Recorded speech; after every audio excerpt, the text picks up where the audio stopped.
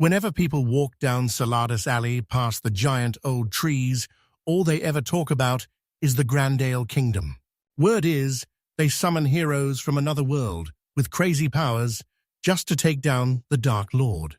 So yeah, that call actually happened about a month ago, and now the whole city hasn't stopped talking about it. Everyone is trying to guess who these mystery heroes are, and if they can. The girl sitting in the back seat of the carriage became noticeably more lively. Could it be that these are the same heroes about whom so much has been written in ancient legends? Her eyes sparkled with excitement as she listened to the travelers' conversations. She was totally right, and word is, some of these guys can use two powers at once. But honestly, they might all be super cracked, according to all those old legends. Without a doubt, under such conditions, they will instantly defeat the Dark Lord. And when the war begins, these ordinary merchants will also get their share of profit. The traders were already eagerly awaiting profitable deals, rubbing their hands in anticipation. Tina was totally hooked on those hero stories, picturing crazy, strong warriors who could end a fight in one hit, and brave knights who'd risk it all just to save the day.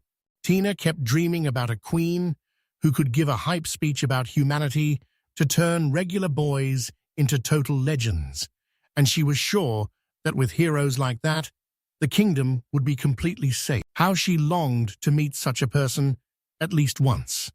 She sincerely believed that her dream would definitely come true, and this faith gave her the strength to keep going even when life seemed completely grey and mundane. Tina thought it was awesome that everyone could just check their stats in the skills matrix, since back in the day, people had no idea what kind of crazy power they actually had. Among those eager, there will surely be some who have come from afar and are already dreaming of being the first to try this strange feature, hoping to see something unusual about themselves. Just imagine how their eyes shine with this anticipation. Tons of kids have seen their dreams get totally wrecked by the real world.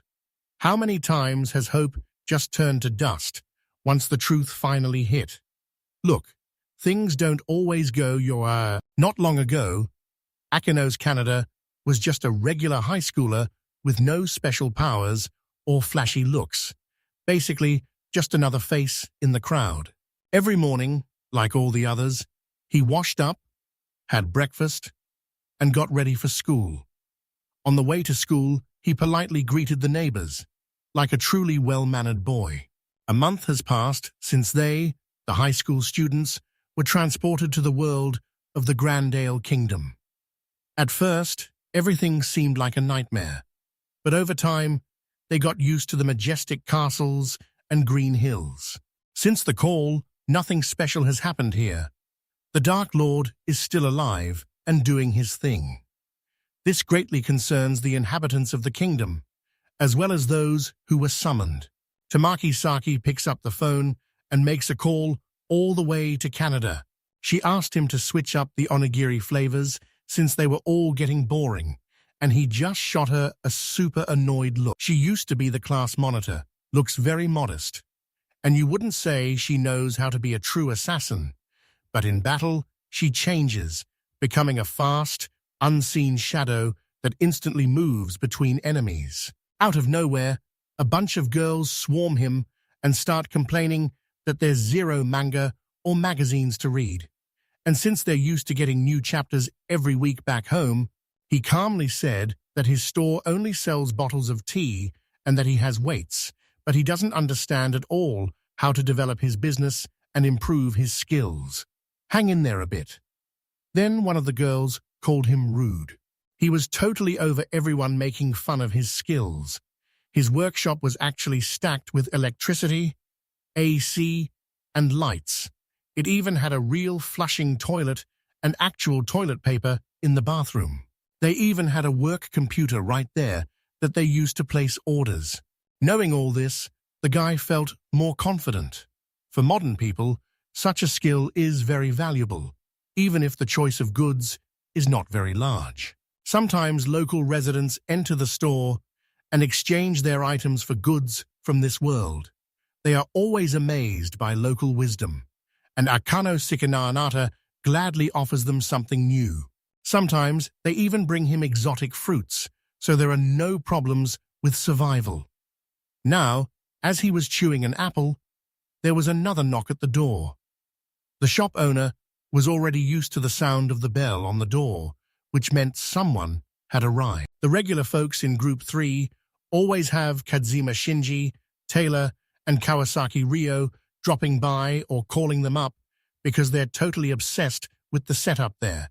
Especially, they peeked inside and found Tamaki chilling on a futon right in the middle of the shop, but when they asked what she was doing, she just said it was super comfy. Leaving, the shop owner asked Kawasaki to leave and said there was no need to boast here. Ryo began to hurriedly apologize and justify himself, turning as red as a tomato. Looking at the mess, he probably thought they were being way too loud.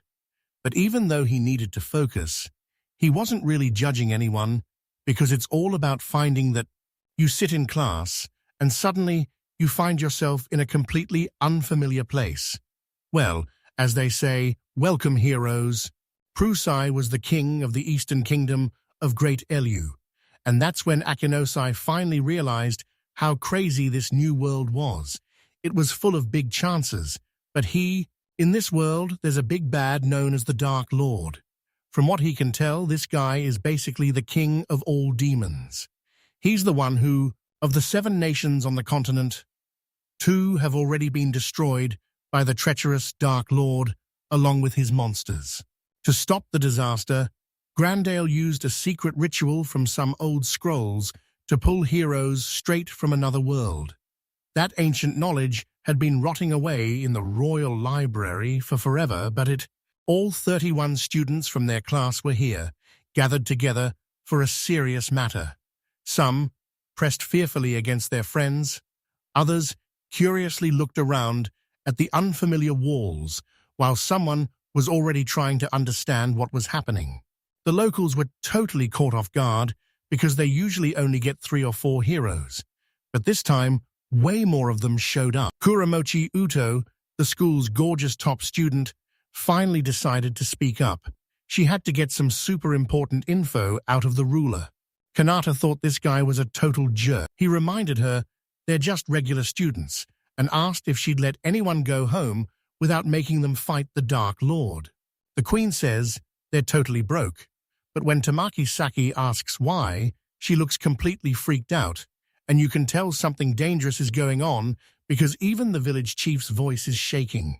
The ruler says they're too weak to open the portal, but if they take down the Dark Lord, they can grab his power and finally cast the spell to go home. They still didn't get it.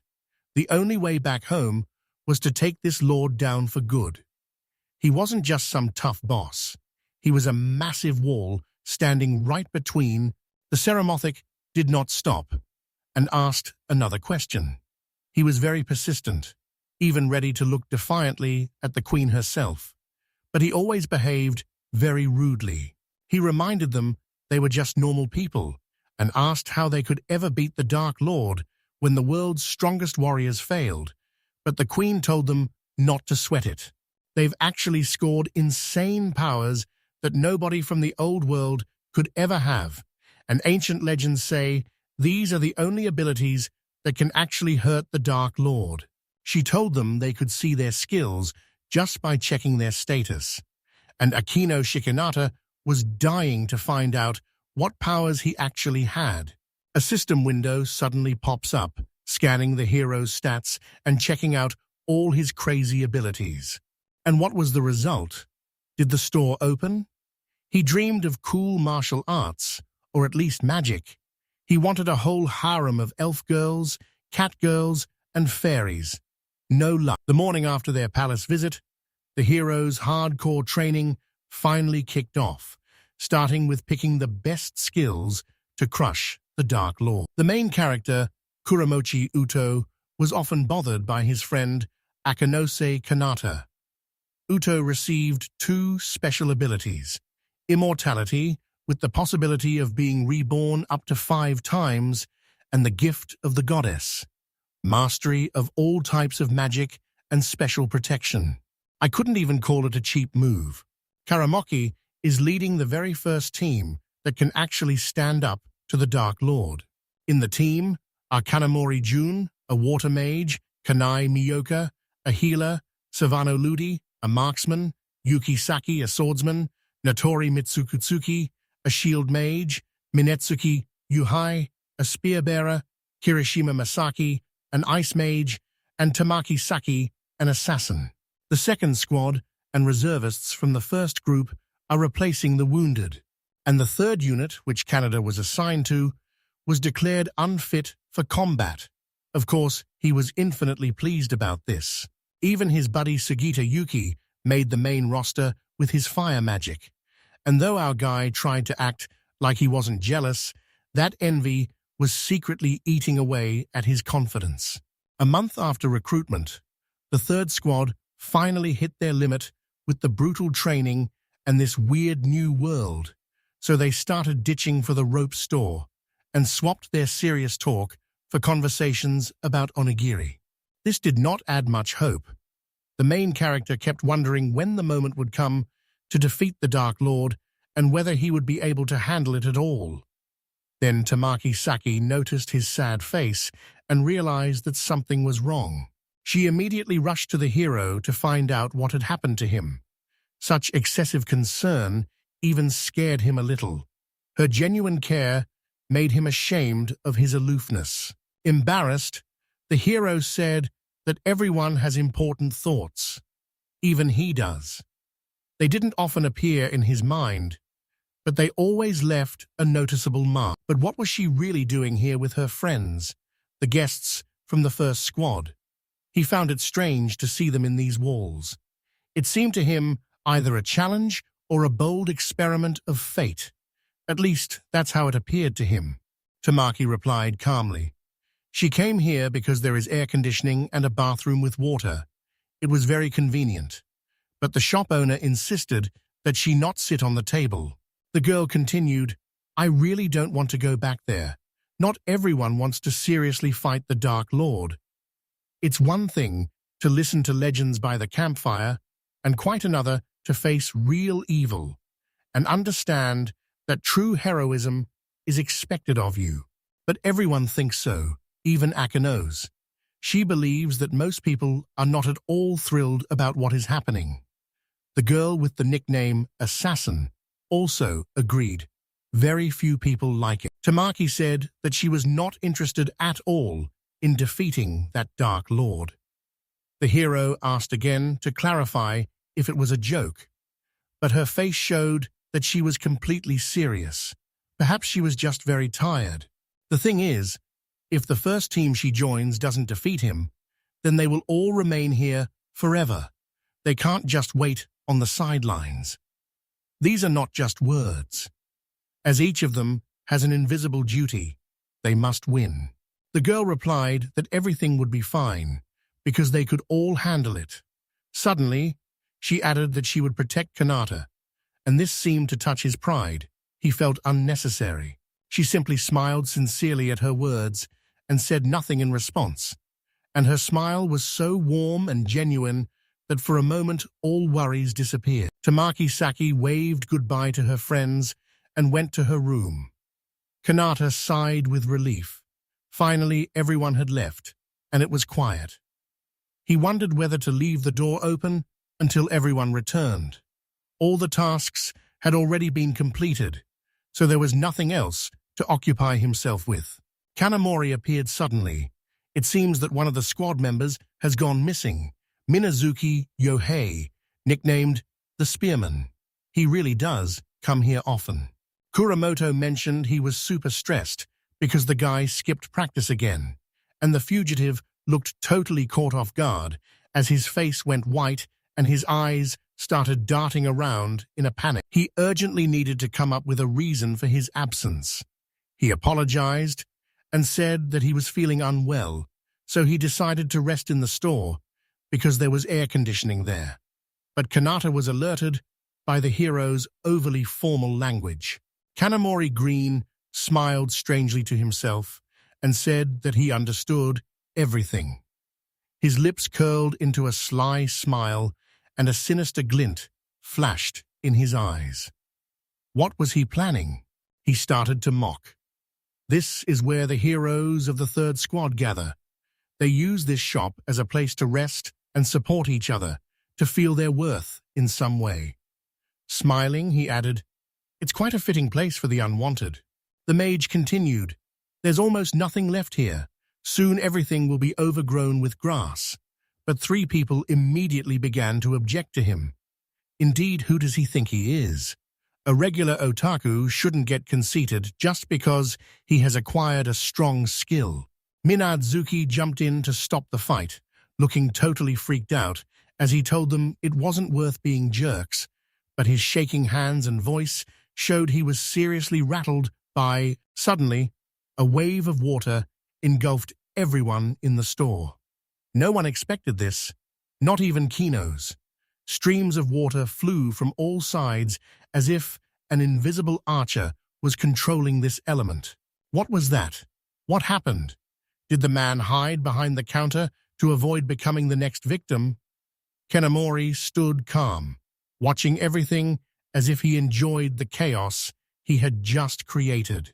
There was so much water that not only the heroes were floating, but also all the things that had previously been neatly arranged on the shelves were being lifted up as well.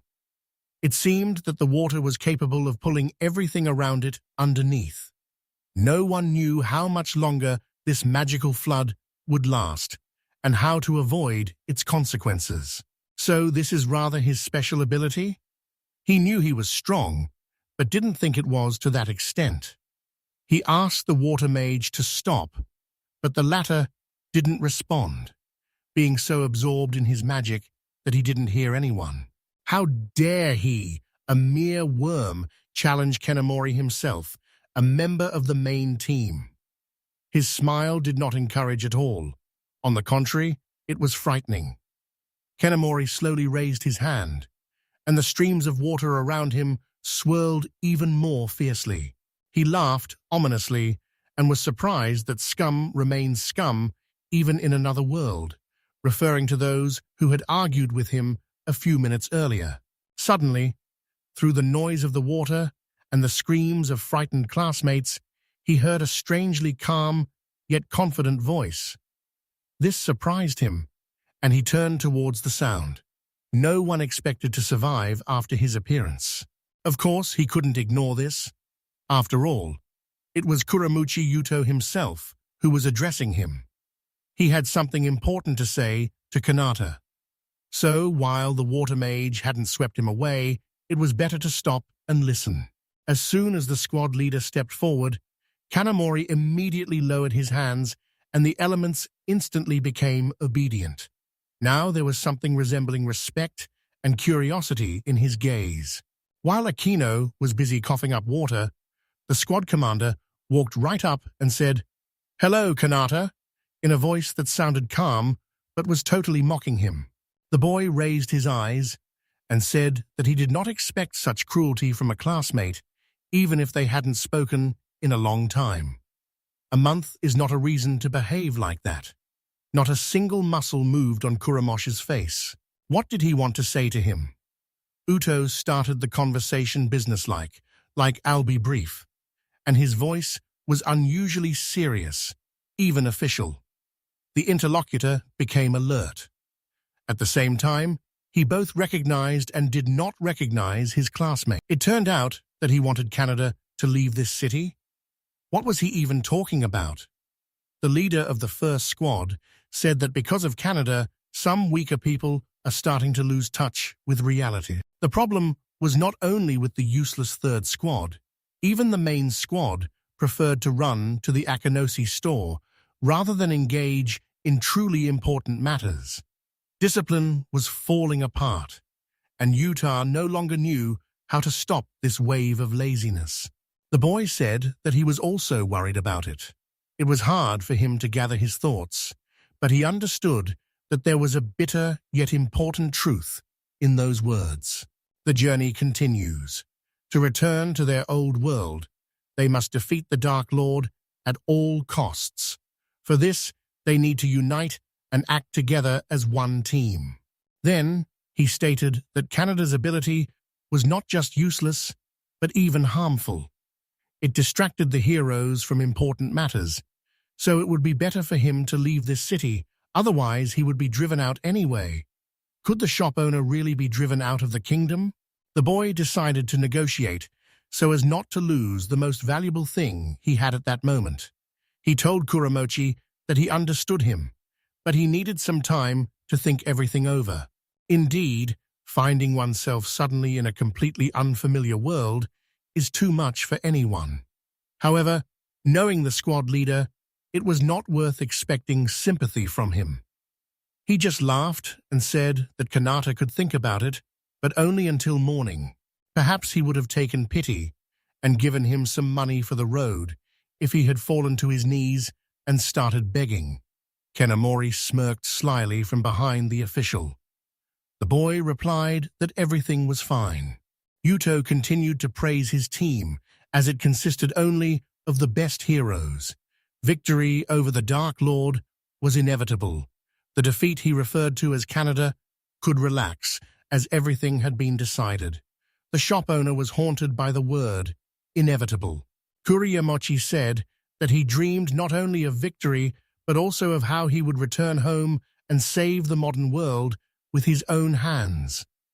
Akano looked at him as if he had lost his mind. Looking into Kanata's eyes, he talks about his crazy plans. In modern society, according to him, there is no freedom of thought. Now, having incredible powers, he wants to return like a god and make people obey him. And here the boy realized it seemed that this man had completely lost his mind. His eyes burned with a wild fire, and a strange smile appeared on his face. He had become even more unpredictable than he had been before. Or maybe that was his true essence. In any case, what mattered most to him was that Kanata left this city. Kuramati was pleased when he realized that he had been understood correctly. His thin lips stretched into a satisfied smile. Before leaving, he looked at him condescendingly and said to pray for their victory over the Dark Lord. His voice carried such confidence, as if victory was already in his pocket, even though the battle had not yet begun.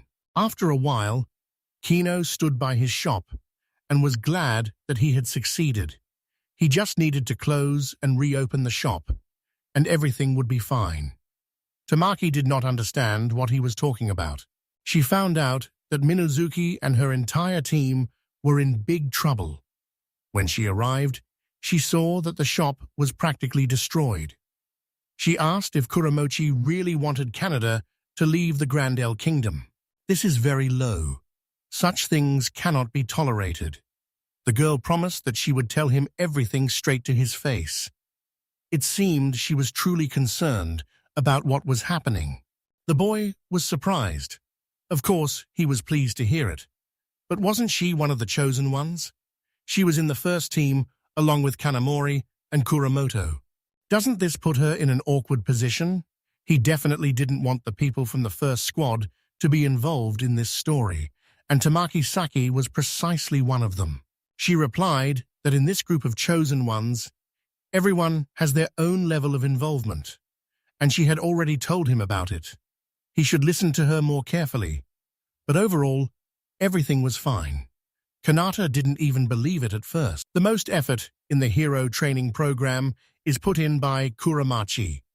Besides him, there is also the water mage Kanamori, the ice mage Kirishima, the shield mage Mitsuki, and the swordsman Saki. The rest, including the girl assassin, mostly just sit in the palace. Recently, many have even stopped going to training because they are no longer interested. It turns out that only 5 are actively involved. Of course, everything was different at first. At first, everyone diligently attended lectures. But when practical classes on monster hunting began, everyone started to approach it differently. Recently, they staged a demonstration fight with orcs. and Kirishima, the ice mage, bombarded them with ice arrows, which scared everyone a lot. Kanata said that after the incident with Kanamori earlier, he was no longer surprised by this at all. The girl replied that Kanamori was even worse. He took pleasure in cruelly torturing and slowly killing his enemies, choosing the most painful methods for this. It's no wonder she couldn't stand him. Then the boy asked her what she thought about that psychopath. Tamaki immediately understood that he was talking about Kuramachi. She knew much more about him than she would have liked, but decided to tell everything because this conversation could save the boy from many problems. On the outside, he seems like an ordinary, diligent, and very successful student. He always completes all tasks without mistakes and never misses training. That is why he is spoken of highly in the palace. His perfection impresses everyone, but behind this perfect facade lies something else. But the girl admitted that she had always had arguments with him, and lately everyone was even a little afraid of him. The hero asked again, as if hinting for her to explain in more detail what exactly was happening. The former class leader began the story by saying that after training, everyone returned home safely. Nothing unusual happened, but Kuramochi immediately went to the Crusaders' barracks. Kanata initially thought he was imagining all of this. So, Yudo spends every night alone with beautiful Crusaders? The hero jokes, calling him a talkative fool. To lighten the mood, he adds that Tamaki's priorities and images are quite strange, and this seems to have caught her off guard. It turned out that Kuramochi had become the queen's lover, and was already considered the future ruler of this country, so even Minazuki decided not to contradict him. Kanata concluded that he was clearly afraid of him, recalling recent events.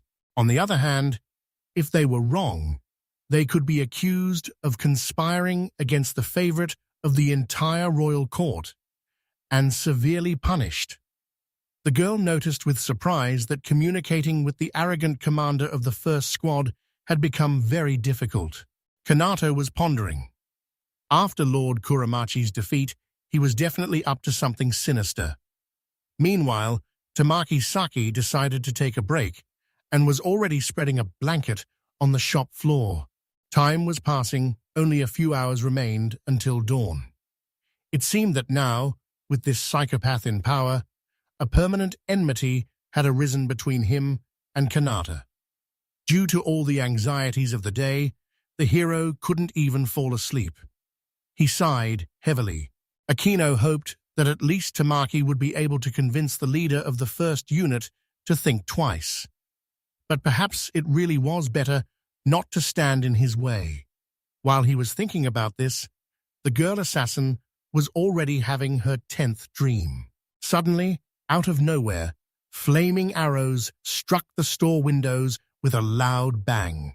Bright flashes illuminated the room and startled the hero quite a bit. The young man hurried to wake up his friend.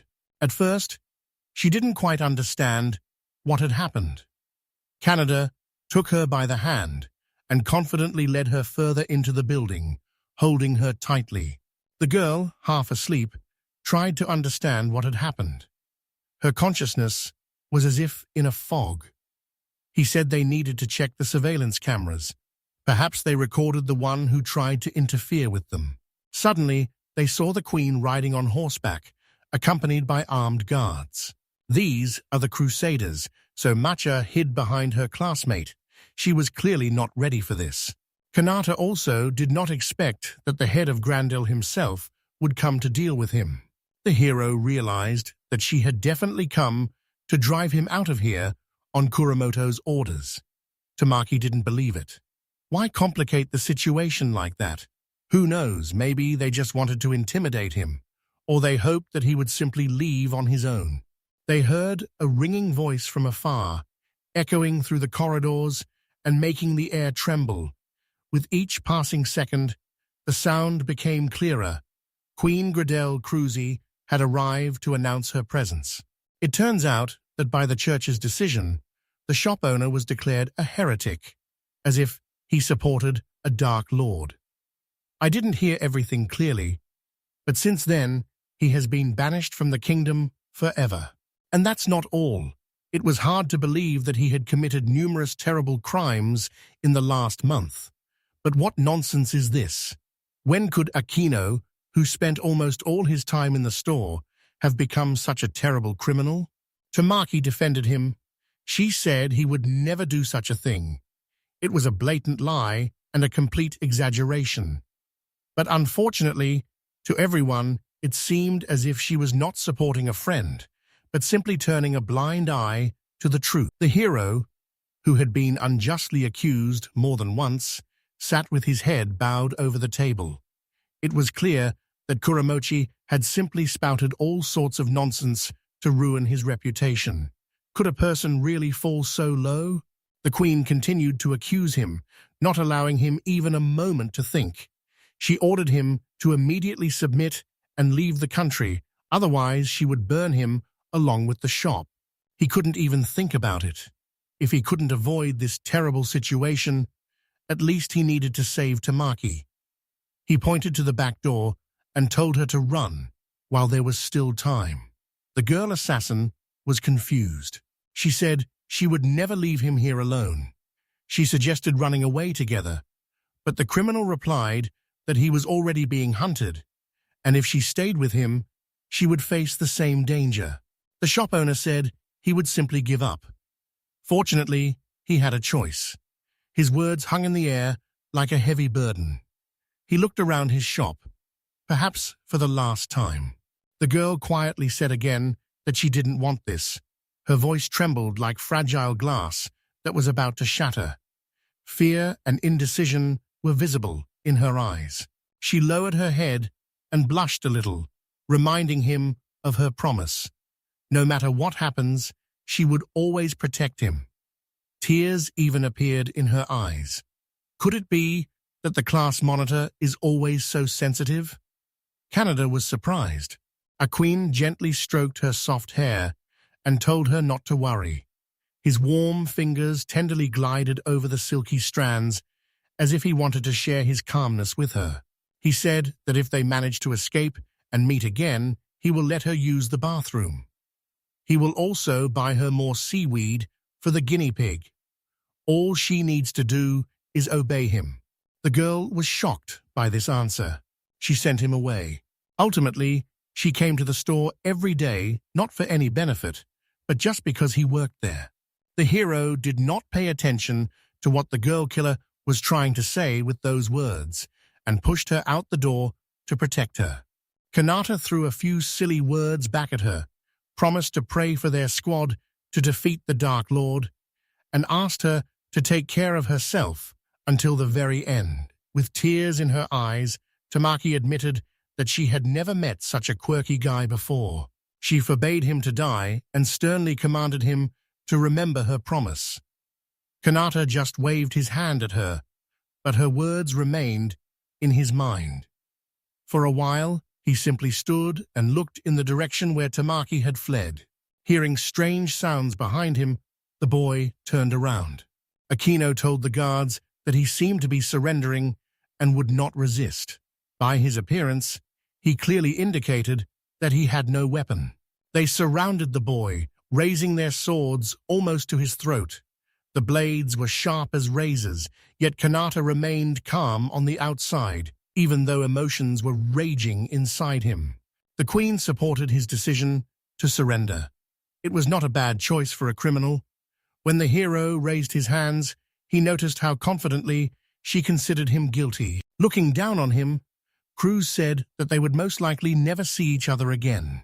Perhaps that's why she unhesitatingly called him worthless. The guards kicked him out and he left, not knowing where to go. The doors closed heavily behind him. The boy walked, immersed in his sad thoughts, reflecting on everything that had happened. It was unfair.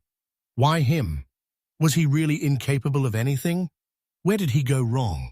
Meanwhile, it was already starting to get dark over him. He still didn't know where to go. The uncertainty irritated the hero. As he ventured deeper into the Saladas forest, he noticed that it had become completely dark around him. The dense trees intertwined so tightly above that not a single ray of light could pass through. Leaves rustled and branches cracked underfoot, adding unsettling sounds to each step. Moreover, it was so dark here that even the fields near grandmother's house did not seem so gloomy. He looked around in fear, and an unpleasant chill ran down his spine. It felt as if the darkness itself had come to life. The hero wants to return to the city right now, but if he gets caught, he will be burned alive because he has been expelled. If this continues, Kanata will become another fallen hero from their class. At night in the forest, even the slightest rustle of leaves evokes fear. Akino constantly looks around and listens to every rustle. His heart races wildly every time a branch snaps or an owl hoots. But suddenly, he remembered one important thing. If he had this ability to create a store, doesn't that mean he can create it anywhere just by thinking? He decided to test it and commanded the store to appear right here and now, and his instincts did not let him down. While reviewing the cameras throughout the store, Canada noticed wild and aggressive beasts creeping up on him. Each camera recorded the danger approaching. Their movements were coordinated. It seemed they were about to attack. Oh no, they are surrounding him. The boy realized that they were definitely attracted to the light. Therefore, it was necessary to turn it off as quickly as possible throughout the store. But looking around, he immediately did not notice where the switch was. Breathing became increasingly difficult, and his heart was racing wildly in his chest. Sweat dripped down Kanata's forehead, clouding his vision as he frantically searched further. Is he really gone? Akinos realized with horror that he was the owner of a small shop, which meant he had never had to turn off the lights here. Is there really no switch anywhere? Maybe the light can be turned off with a clap of the hands. Kant understood that at least he needed to barricade the entrances. It was better than doing nothing. He started pulling out boxes and stacking them by the door to protect himself a little. Suddenly, he heard some rustling. Turning towards the sound, he saw two predators. They had already entered the building. Their yellow eyes glowed like two little lights, and saliva dripped from their open jaws, highlighting their fearsome fangs. He could only wait in silence. These creatures looked nothing like ordinary stray dogs or wolves. They resembled some kind of monsters. There was not a single thought in his head. If they decided to attack, it would be the end for him. He has basically come to terms with the fact that they will eat all the food that is on the shelves. Kanata just wanted them not to get close to him. But he accidentally dropped something, and that, of course, immediately caught their attention. The boy thought it was the end. The wolf-like creatures became alert and began searching for the main character of the situation. They sniffed the air, reacting even to the faintest scent, and their ears were tense, like locators. Their instincts suggested prey was somewhere nearby. The search did not take much time, and the young man already saw that strange and terrifying creature rushing straight at him, while another one was running behind. It seemed that time had slowed down, and each moment lasted an eternity. Fortunately, the doors were closed, and Kanata had a moment to quickly decide what to do next. He wasted no time. He instantly ran through all possible ways to escape in his mind. Due to the lack of time, he was very nervous. The first thing he noticed was the fire extinguisher that was lying there in case of a fire. He didn't care what to defend himself with, so he was glad to have stumbled upon it. He pulled the pin from the fire extinguisher and aimed the hose at the unwanted guests. "Hey, wolves, how do you like that?" A jet of foam burst from the nozzle and hit the nearest predator right in the face. The animals showed their teeth but were afraid to come closer. They clearly did not expect such a move. Canada felt confident again. It was necessary to act the same way going forward. and then they would definitely scatter. Suddenly, what is this? Are they getting through the foam? What a news! The fire extinguisher worked for only a few seconds and immediately broke. The guy was talking to it as if it were alive. Really, what kind of jokes are these? A little more and he could have died here. Realizing that the fire extinguisher would no longer work on its own, Kanata nervously laughed. His shoulders trembled and his fingers tightly gripped the empty canister. The laughter echoed off the walls and sounded strangely unnatural in the silence. He was overwhelmed by a wave of despair. It seemed that he would be the first to die here. He would become easy prey for the first monsters he encountered. He couldn't gather his thoughts. How helpless he was. He exhaled and leaned against the door, behind which hungry wolves, or something like them, were already scratching. A fire extinguisher lay nearby. The boxes he had hoped would save him were scattered everywhere. Mum, Dad, the cat, that little rascal. They are probably worried and thinking about him. Their images appeared one after another in his memory. These memories gave him strength, but at the same time tore his soul apart. He wondered if Tamaki had managed to escape. He immediately imagined her, smiling and full of hope as always. Had she not suffered? He had to survive for the sake of his family, but also for her. If she suddenly found out that he died here, would she cry? During their last meeting, there was concern in her eyes and perhaps even tenderness.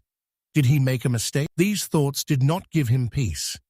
They were not particularly close. But why did the hero think of her in his possibly last moments? Perhaps he felt something more for her than friendship or sympathy? Or was it just a subconscious defense? It seems that everything has calmed down. The boy glanced at the cameras and peered behind the door to ensure safety. The silence at that moment seemed unnatural to him, even unsettling. After all the recent events, not a sound here, not even a rustle. Behind the door, he saw his shop, broken windows everywhere, food scattered around, and every corner bore the traces of uninvited guests who had already fled. It seemed he had survived. Shielding his face from the sun, Kanata thought that the monsters were afraid of the morning light. His whole body ached from tension and fatigue, but most importantly, he was alive. Suddenly, a message appeared on the screen. The level of his store had increased. The hero did not expect this at all. What happened? They were not just voices in his head, were they?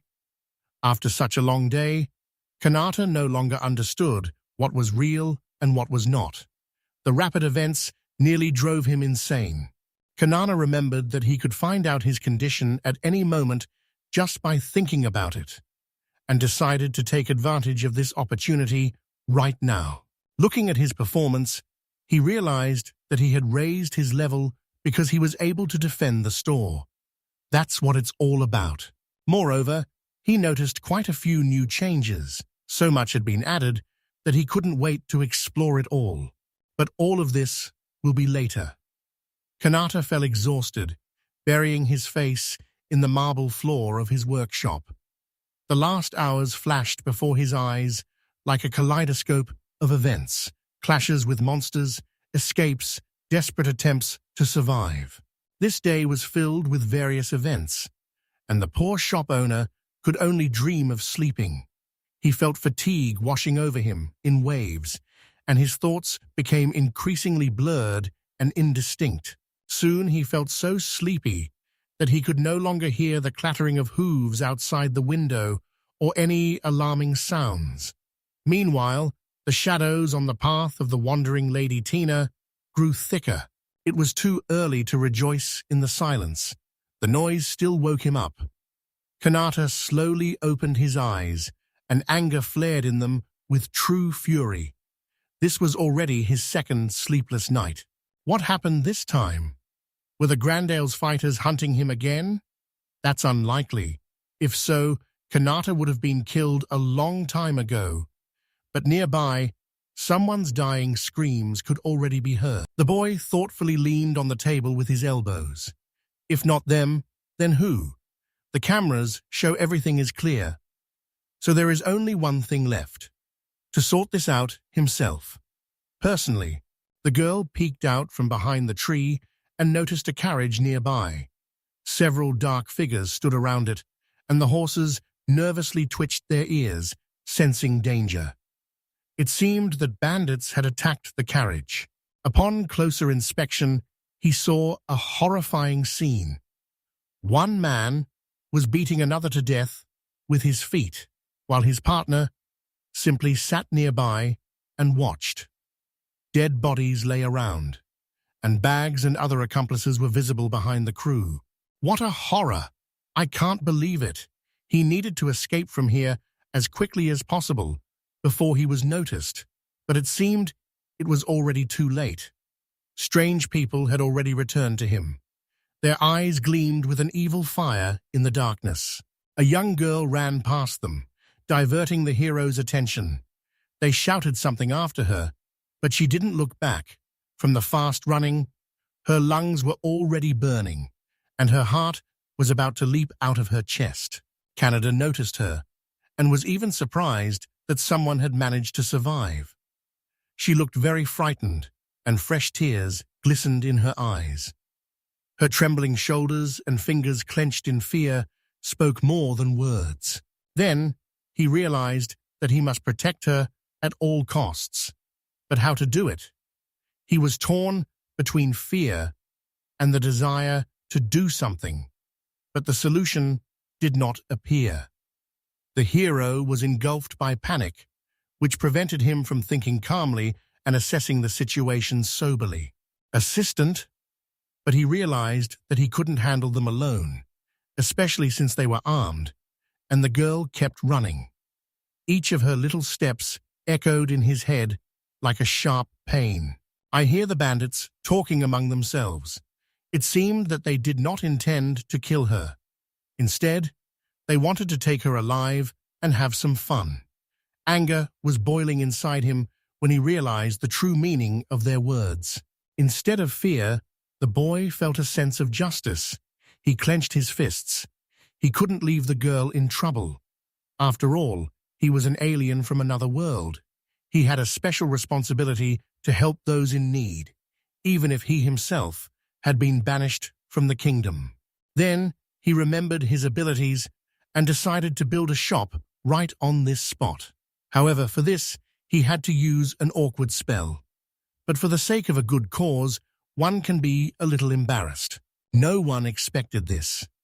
The girl's eyes lit up, hope for salvation appeared, and the bandits were taken aback. And, seizing the moment, Kanata raised the blinds in the store.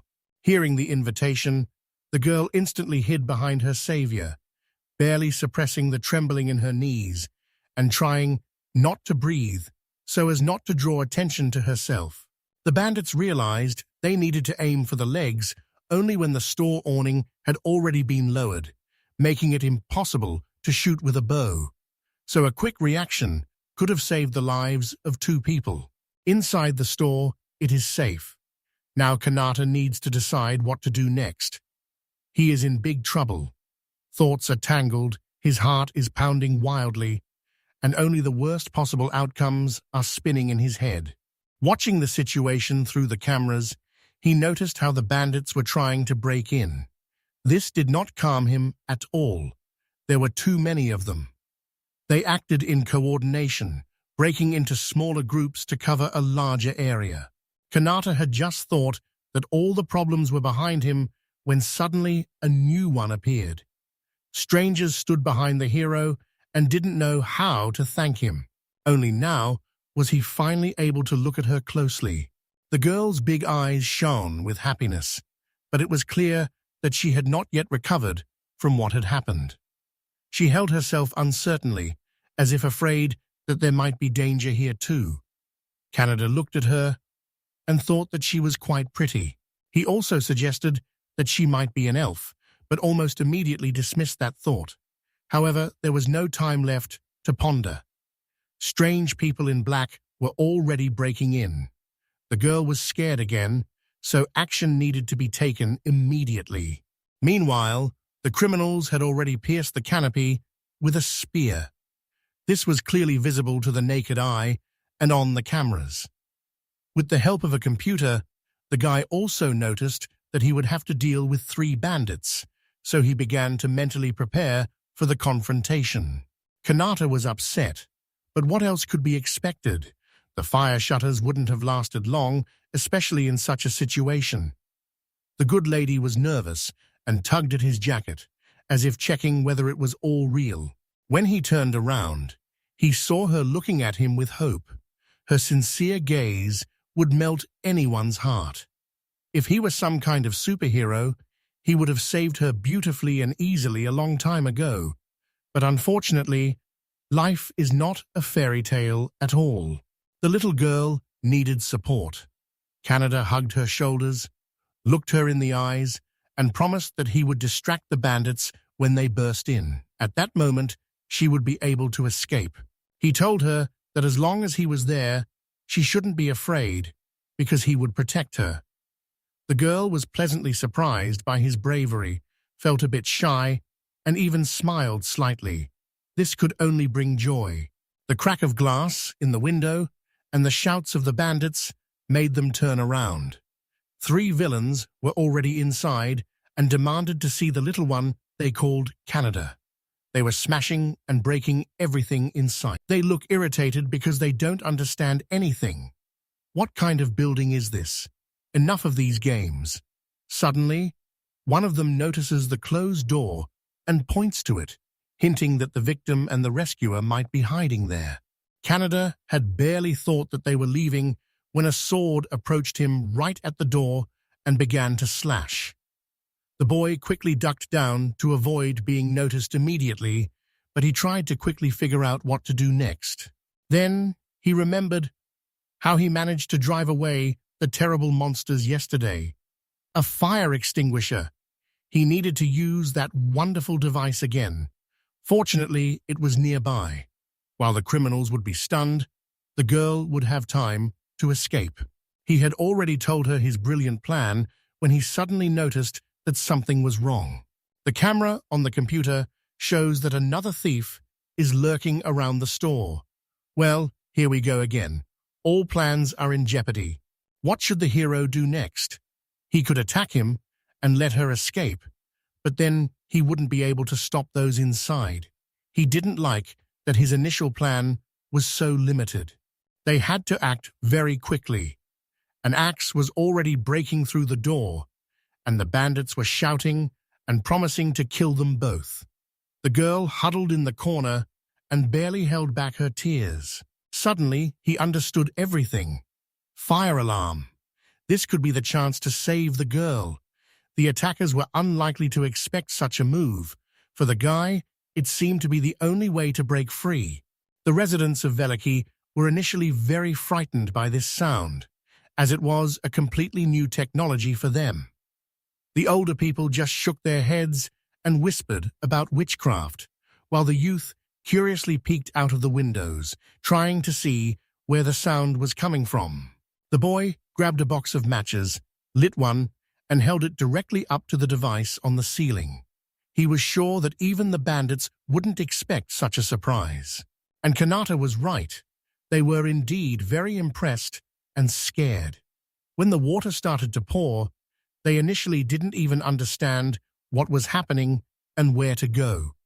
The bandits were throwing themselves around like cornered animals, not knowing how to escape this trap.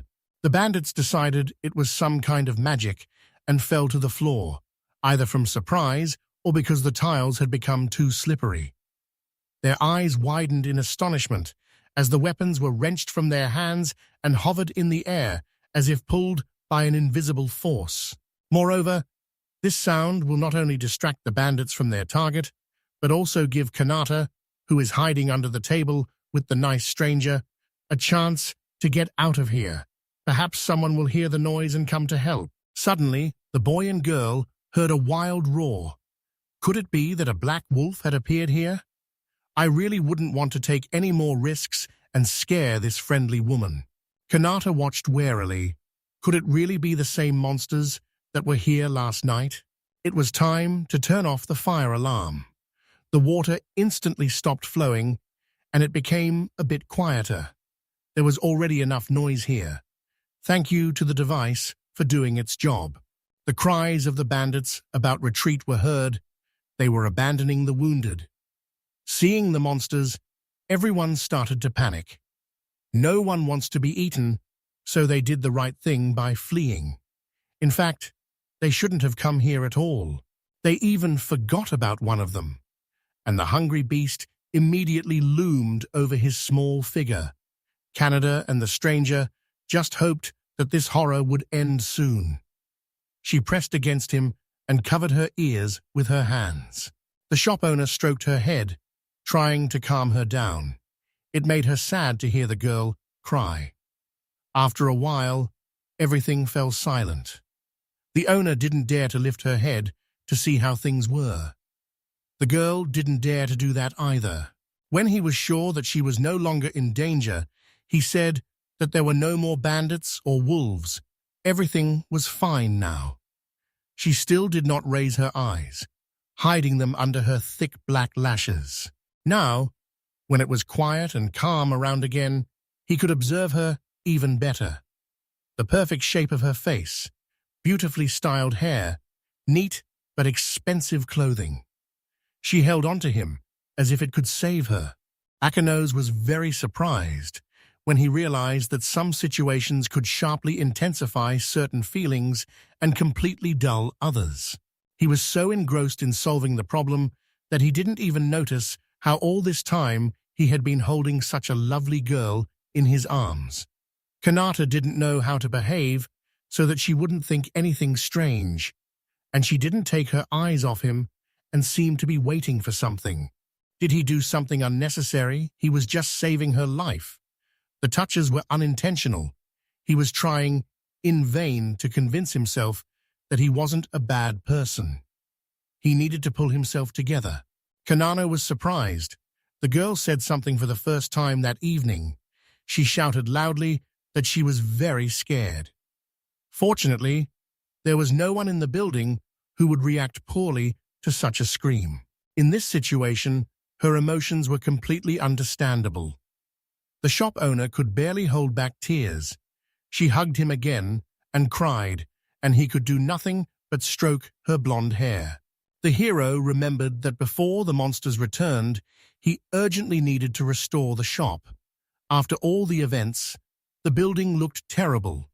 The grill and door were damaged, and the floor was completely wet. But she was still scared and upset. Kanata couldn't just leave everything as it was. He decided that he first needed to calm this sweet stranger down, and only then think about everything else. She was so small that Kanata could almost cover her entire back with his palms. Canada had not yet managed to embrace her when he suddenly heard the familiar sound of the system window notifying him that his level had increased. This even slightly irritated him. Now he decided to check his stats. Among all the details, the light switch cover caught the hero's eye. It hadn't been here before. The shop owner was surprised. Why did she appear only on the 3rd level? She could have been added from the very beginning. Kanata's rage knew no bounds. The mysterious stranger was even frightened by such a violent reaction from her recently calm protector. While walking through the salad, the young girl showed Kanata the way west. She became more lively and no longer looked scared, although the forest often hides many frightening and dangerous secrets. She took the seller by the hand, as if they had been close acquaintances for a long time, which again made the guy feel awkward. If everything goes according to plan, they will reach the city in a few days. In response, the stranger beamed with joy. She thanked the boy for his deed and introduced herself as Tina Anuish. The girl was only 16 years old. She also told him that she was the daughter of Sahara Anuish, a merchant from the city of Kadina, which they were heading to through this forest. The boy listened to her with fascination. Although she was also 16 years old, Like him, she seemed very independent. As Tina continued her story, she involuntarily recalled the recent events. The carriage was heading to the kingdom of Grandale, carrying a load, when it was suddenly attacked by local bandits. The servants who were with us hid our new one during the attack, but unfortunately, they tragically lost their lives. It was their bodies that we could not see around the corner. This, of course, had a strong impact on the psyche of the young lady, and even recalling it was very difficult for her. She asked to bury them and thanked Kanata once again for everything. In response, he said that he could not just leave everything as it is. His upbringing and moral principles do not allow him to remain indifferent. Tina wanted to ask a somewhat immodest question and apologized in advance for it, as she always behaved politely.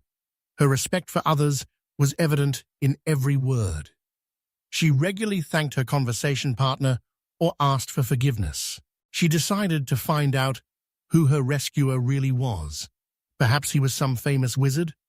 The guy was very surprised. He was an ordinary person. Even his clothes showed that. And it never occurred to him that someone might mistake him for a magician.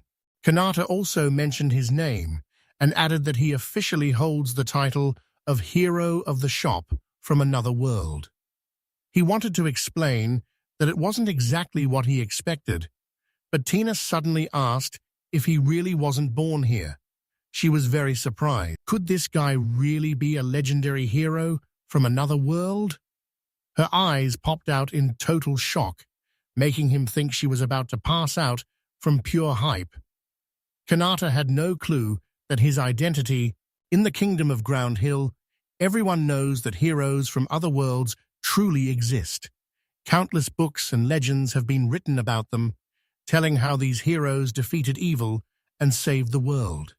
A young girl has also read these captivating stories more than once. The boy thought that they were given the same status here as King Arthur, Perseus, or Yamato Takeru from Japan. If so, it was a great honor for him to be listed alongside such famous people. On the other hand, if Tina found out that Kanata was actually not a hero, but just an outcast, she would most likely be disappointed in him. And that thought itself upset Kanata. The shopkeeper stopped overthinking and just asked the girl if she knew the way out of the woods, and she told him she totally did. The girl said that she travels a lot along trade routes because the nearest city here is her hometown. Tina also offered to be a guide for the hero and looked at him attentively, waiting for a response. Canada didn't even think it was possible. When he asked her, she happily agreed. He realized this girl was ready to help him with everything. Ultimately, he agreed to go with him, but one thing still troubled him. Always. Even when they walked, ate, or did gymnastics, she constantly held his hand. Kanata was not used to this, and thought that perhaps all girls in this world were so brave. For him, accustomed to being alone, it was a constant challenge. Sometimes it was hard for him to hide his embarrassment, and she would immediately look at him with a worried expression, checking if he was okay and if he needed her help. He replied that he was fine, but accidentally called the girl by a pet name. Fortunately, he had enough presence of mind to quickly correct himself. In such moments, Kanata tried to steer the conversation elsewhere. He assured Tina that they needed to get out of this forest as soon as possible, before monsters or bandits attacked them again. The main character asked the girl if all the monsters in this world only come out at night.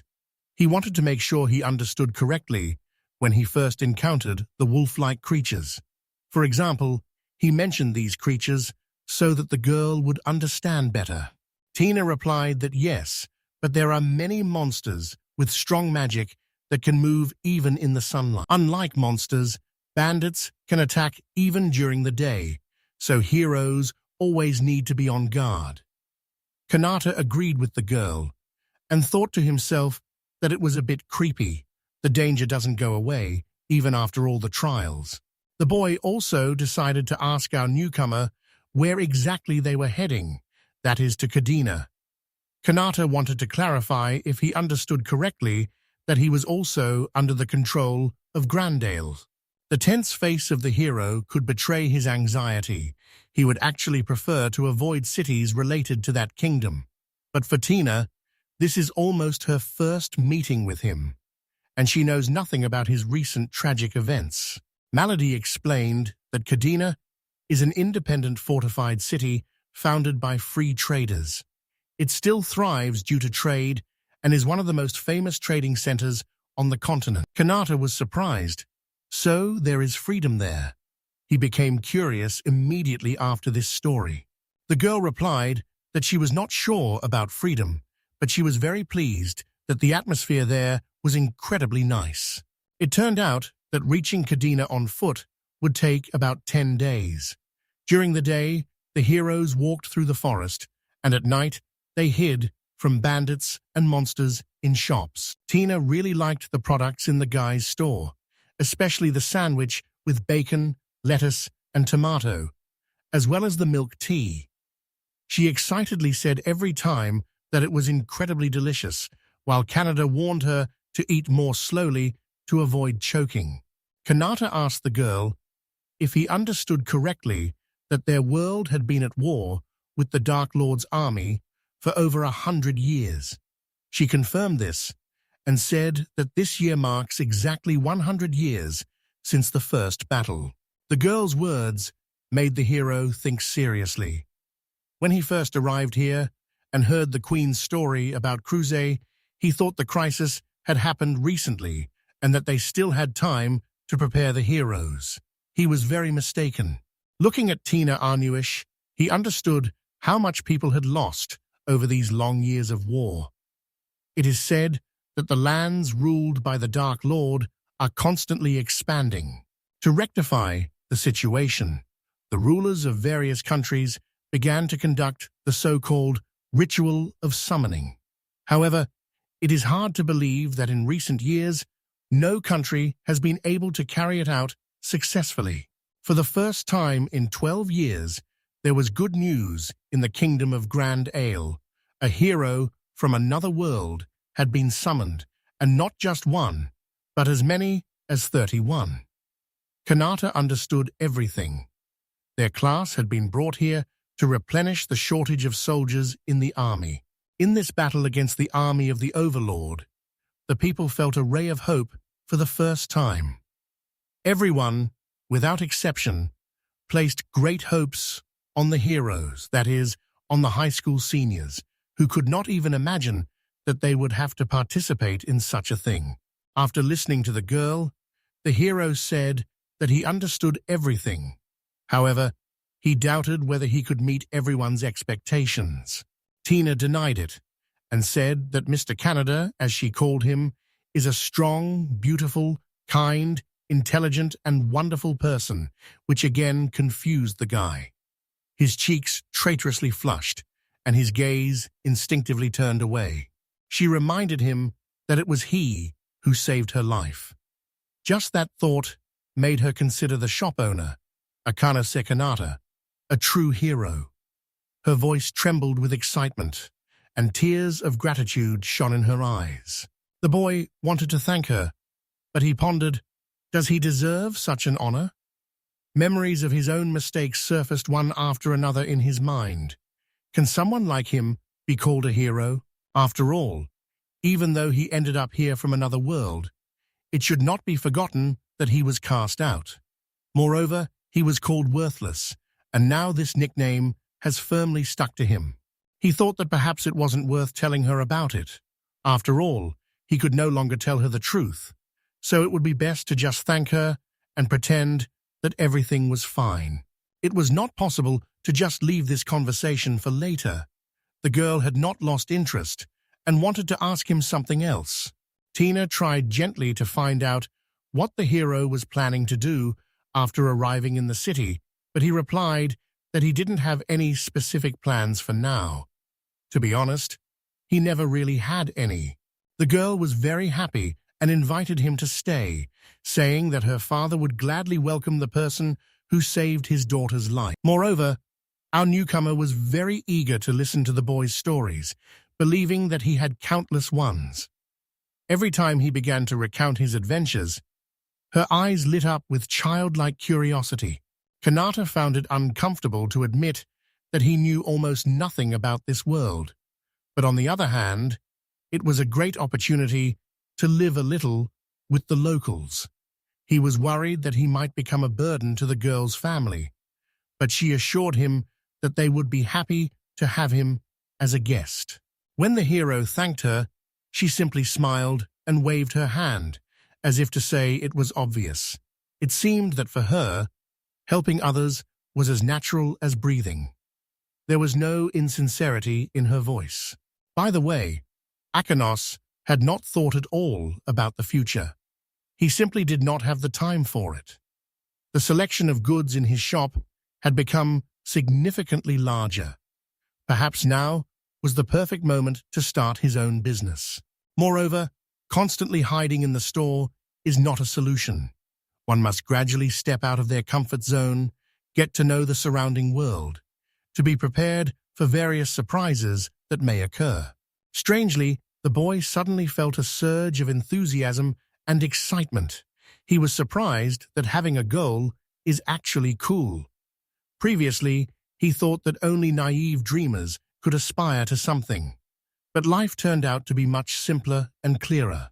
He was hurrying to the city with his new cheerful and sweet girlfriend. She was very supportive of the idea. Although he was usually reserved, he felt more energetic around her. After 10 days, they finally reached the city of Kadina. Tired but filled with hope, the travelers stopped to rest and look around. Despite the long journey, they realized that the real adventure was just beginning. The girl pointed the way to Kanata with her hand and proudly said that it was her hometown. She said, "Look how beautiful it is," and indeed, it was hard to take your eyes off this landscape. The city turned out to be simply enormous. Kanata saw many ancient buildings against the backdrop of high mountain cliffs. When he arrived here, he couldn't even imagine how beautiful it was.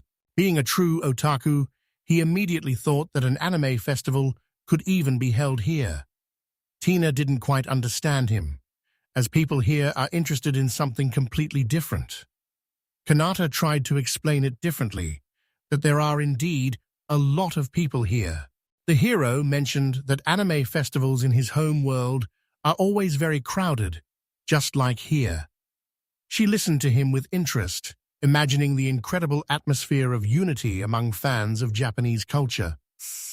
Tina said that she really likes it here, and that she has heard many interesting stories from other heroes about Akihabara and Ikebukuro. She was very eager to see these places with her own eyes. The hero was impressed by how different everything is here. His thoughts were about the future. If he could return, could he take this sweet girl with him?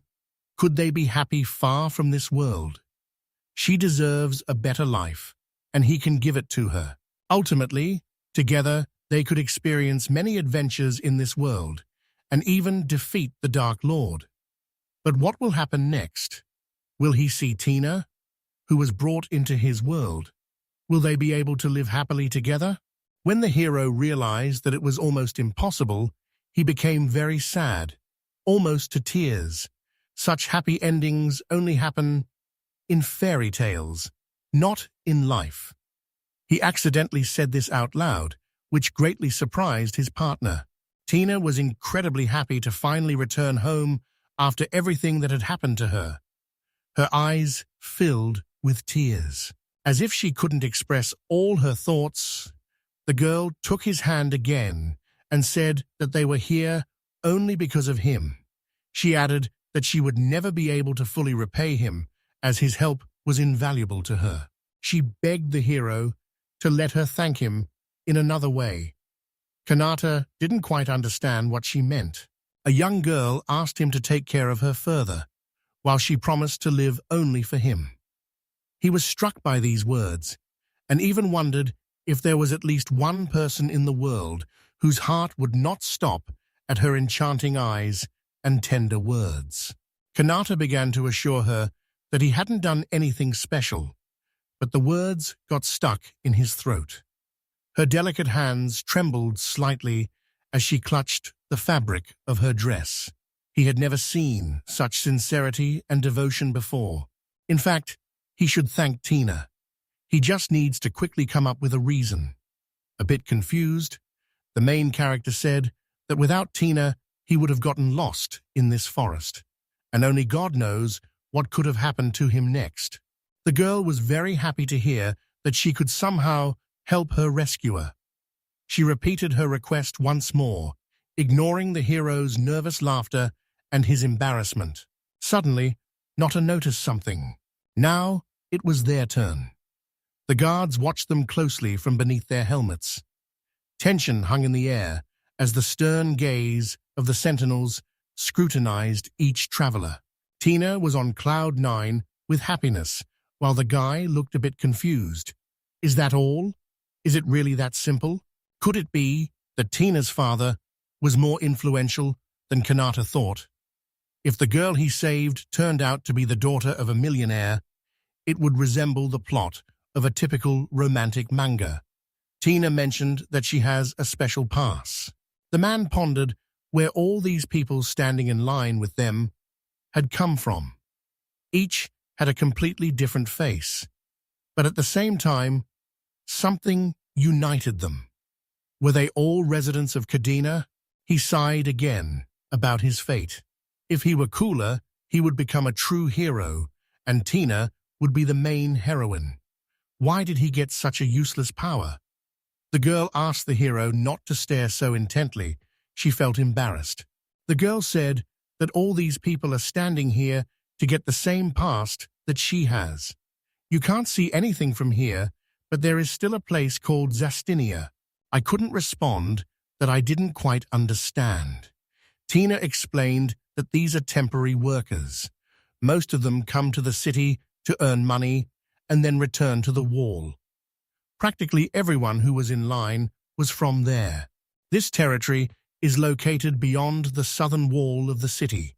The people who live there do not have the rights of Kadina citizens. The hero asked whether this place could be considered a completely different city. Kadina was freaking massive, and with all the tiny streets and weird signs, Karata was totally spinning out. He was so scared of getting lost in the maze, but then Tina suddenly reached out. She decided to take him home with her. It was clear that the girl missed her family very much. Kanata silently followed her, admiring how she changed when she thought about her family. Smiling, she said that she wanted to introduce him to her father as soon as possible. The hero looked at their intertwined hands and probably thought about how quickly everything was changing. After passing through several narrow and crowded streets, arm in arm and his lovely partner Kanata arrived at the right place and stood in surprise. In front of him rose a huge building. Is this really her home? So was she really a noble lady whom the hero should not have held by the hand? Or did it seem that the story began with an intriguing title, The Bride from Another World for the hero? In any case, although he did not seek this, his assumption turned out to be correct. This little girl is indeed the daughter of a wealthy person. She just did not understand what was strange about it, did she? The boy hoped that he wouldn't be scolded for everything he did regarding the girl, even though there was nothing special about it. Suddenly, a man approached them. Tina jumped onto his neck to hug him, and Donis, that was his name, told her that when he heard about the attack, he decided he would die. But now, he was very glad that the girl and her friend had survived. She, in turn, apologized for making him worry. She was not at all to blame in this situation, but apologizing without reason was customary for her. Our new acquaintance introduced her savior to this man. He said that he works as a butler for the Arnuish family and sincerely thanked for saving Lady Tina. Kanata replied that it was a trifle and not worth thanking. Suddenly, someone called the girl. From the girl's words, Kanata understood that this was her father. The man was also glad that his daughter was alive and reached out his hand to her. Kanata was very happy that everything ended so well. Tina was alive, returned to her father, and Kanata was glad that he could help her with that. Suddenly, Dad hit Tina. But for what? The guy starts screaming at her for coming back empty-handed and losing the family's gear, calling her totally worthless and telling her she can't even come home until she pays back every single cent they lost. Kanata was very outraged by the adult's behavior. He was bursting with injustice and already wanted to intervene, but the steward stopped him, explaining that these were family matters best left alone. But the hero did not listen to him. Even if he couldn't hit that fat fool whom everyone called his father, he could always say a few sharp words to him for insulting the defenseless girl. Let him just try to hurt her again. He also called Kanata a beggar. Tina, sitting directly on the cold road, instinctively held her cheek, which was burning from the blow. Her usually ringing voice now sounded weak and plaintive. She cried bitterly, calling for Kanata's help. The guy reminded that fat bastard that Tina is his daughter, who nearly died. How can he even call himself a father after that? Every word he spoke was filled with contempt for that man, if he could even be called that. The tension was rising. The man was also not willing to back down. He felt that this young man was allowing himself too much. Maybe he had already forgotten the city rules. Tina begged him to stop, even getting down on her knees. This man risked his life to protect her. Who knows, perhaps one day he will save not only the kingdom of Grandil, but the whole world. She also said that Mr. Canada is not an ordinary man, but a hero from another world. Hearing these words, the brazen man seemed to smirk slyly. What kind of hero is he, if among all those called, he was the only one expelled and deemed a nobody? This only proves that he was the most vain and worthless. Kanata gritted his teeth. He wanted the truth to come out differently, for example, personally, but he definitely did not want to be embarrassed in front of her family. How would she now treat him after all these words? The father continued, "This is the same scoundrel who committed many terrible acts. Of course, he could not know that all these crimes were deliberately fabricated to tarnish Canada's reputation. He believed that even communicating with such a worthless person tarnished the reputation of the Arnu family, so he got angry and drove him away, pointing at him with his finger." Tina watched this sadly. The woman herself stood up and loudly, so everyone could hear, declared, "Kanata is her hero, and no one has the right to speak to him that way." Tears shimmered in her eyes. The boy heard this and was taken aback, as no one would believe him anyway. But her father did not pay attention to her words. He grabbed her by the hand and said that since she had returned alive, she needed to get to work instead of standing and talking. Tina did not want this at all. She cried bitterly and called for Mr. Kanata for help, but he could only extend his hand to her. Her voice was so desperate and helpless that it made his heart ache. The hero finds himself in the Zastania area, but he did not expect that, unlike other places, everything here looks like a real slum. Dirt, abandoned houses, and an atmosphere of poverty surround him. The man sincerely apologizes for his brother's harsh words. Kanata believes that he should be the one to apologize. In fact, he has no right to interfere in Tina's family's affairs, although he thought that sooner or later they would part ways anyway. Even if the guy took the girl by force, it would bring even more problems. But the guy who clenched his fists is gathering his thoughts and, apologizing for his audacity, asks for permission to ask a question. The man agrees. Canada wants to open its own business in the city and is interested in where to find a suitable location for a store. The man says that it is impossible to trade within the city without citizenship. He offers him another option and says to do it in the load-bearing wall. According to Adonis, one can live and trade freely in this territory. Newcomers are not driven away here, but they are forced to settle on the outskirts, far from the wall, where the danger of attack is much higher, as if they become a human shield for others. Standing in an empty place, he feels completely defenseless and hopes that nothing bad will happen. Kaneda sighs heavily. His new life in another world is beginning, and he is ready for all the challenges. People turn around and look in surprise at the guy who shouted loudly. Near the Kanata store, a call from another world invites people to come and rob the store, as the rarest goods have gathered there.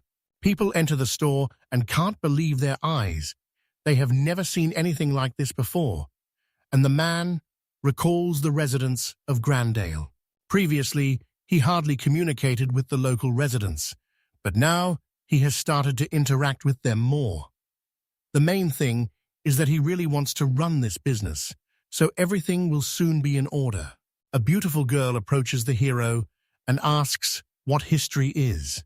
Kanata, with a smile, shares that this store sells rare goods and products from another world, and advises not to be shy. The residents of the city are shocked, but still start to buy something. The first customer bought a sandwich. Kanata appreciated its taste. He decided to leave a good impression so that people would come back here again and again. But suddenly, an awkward silence hung between them. Kanata completely forgot to set the price for the product. He is afraid because he has never had to spend money in Grendel. He was given a royal scholarship, but he didn't even go shopping or buy anything. The boy does not understand how much money costs and tries to remember the names of the coins, although he only knows 4 types. A slightly confused young man is trying to figure everything out. He sets the price. Just 1 bronze coin. All the visitors are stunned with amazement. And then everyone rushes to the checkout to grab the goods at a low price, which greatly frightens the main character. The store closed in the evening. Kaneda is very tired from work. For him, it was just a crazy day. Later, a kind woman explained to him the local currency exchange rate. For a single copper coin, you could buy as much as you wanted here. If such a store existed in the world of Kanata, he would go there every day. The boy recalls how people used to joyfully buy everything in sight, but now he understands how reckless that was. He thinks that if he had known about this situation, he would definitely have asked Tina about the local currency. He remembers that girl, worries about her, thinks about how she is doing, and is concerned whether she has been disappointed in him. Kanata misses her very much and really wants to see her. A month has passed since the store opened. He has managed to learn the local language and get used to the hard work in the store. The man set a limit. No more than 5 items per person. A restroom has been made only for visitors. He set working hours and even 2 30-minute breaks for restocking goods. Although the sign 24 hours does not reflect reality at all, the man hopes that the locals still do not understand what it means. Only 1 checkout is working in the store, and everything here is still supported by Kaneda. But the locals have already started to take care of and maintain everything themselves. The hero is already starting to feel like a part of this place. He believes that he has finally found his purpose in this world that he has been searching for so long. A man knocks on the boy's door to get his attention. Kanata lets in Zaryl, who came to pick up the goods. The boy gives him a bag of money earned yesterday, and the man praises him for his excellent work and trading skills. Zaryl jokingly tells Kanata that he envies him. The man, who looks suspicious, is actually a merchant from the West. They met about a week ago after the store opening. That day, the boy was planning to rest a little, but suddenly a stranger spoke to him, and it alarmed him. The merchant smiled, looked through the door, and offered a very interesting deal. The woman was frightened because the man seemed suspicious. So I will ask the shop owner how he exchanged his earnings, but he didn't even understand what exchange is. The merchant explained that all the boy's goods cost only 1 bronze coin, so every day he receives thousands, even tens of thousands of coins. He is sure that the boy has already faced the problem of where to put them all. The hero pondered this. Zero offers to exchange bronze coins for gold, but of course not for free. He wanted to receive 0.5% of the amount for his services, assuring the man that it was a profitable offer. Although the young man strongly suspected the merchant, he seriously considered his offer, as there were indeed too many coins in the shop. This is how their cooperation began. At the very beginning of their business relationship, the guy felt uneasy, as he still did not understand whether this person was good. Despite this, he continued to exchange coins with him. But the guys still worked together. The merchant jokes that Kanata is called a deity here, which makes him blush, and ask not to come up with any more nicknames for him. Kanata wonders if there is really only one goddess in their world, Astia. Zaryl confirms that the word goddess is indeed applied to her. Because of this, not only in Grandale, but also in other countries, women are in charge, and all the prominent figures there are also women. Therefore, those whose actions resemble the deeds of the saints are considered the embodiment of the goddess Astia, Zaryl explained. Nagag agrees, but still finds it strange. He just can't get used to it, as the very fact that he exists is already a true miracle, and it doesn't matter who he is, a man or a woman. The merchant wonders how the residents of Grandale could have driven out such a hero with incredible abilities and calls them fools. Kanata is surprised that the rumors spread so quickly and recounts that he had negotiations with them, but they did not yield results. The boy remembers Tamaki and wonders how she is doing now. He asks Zaryl how things are going in Grando now.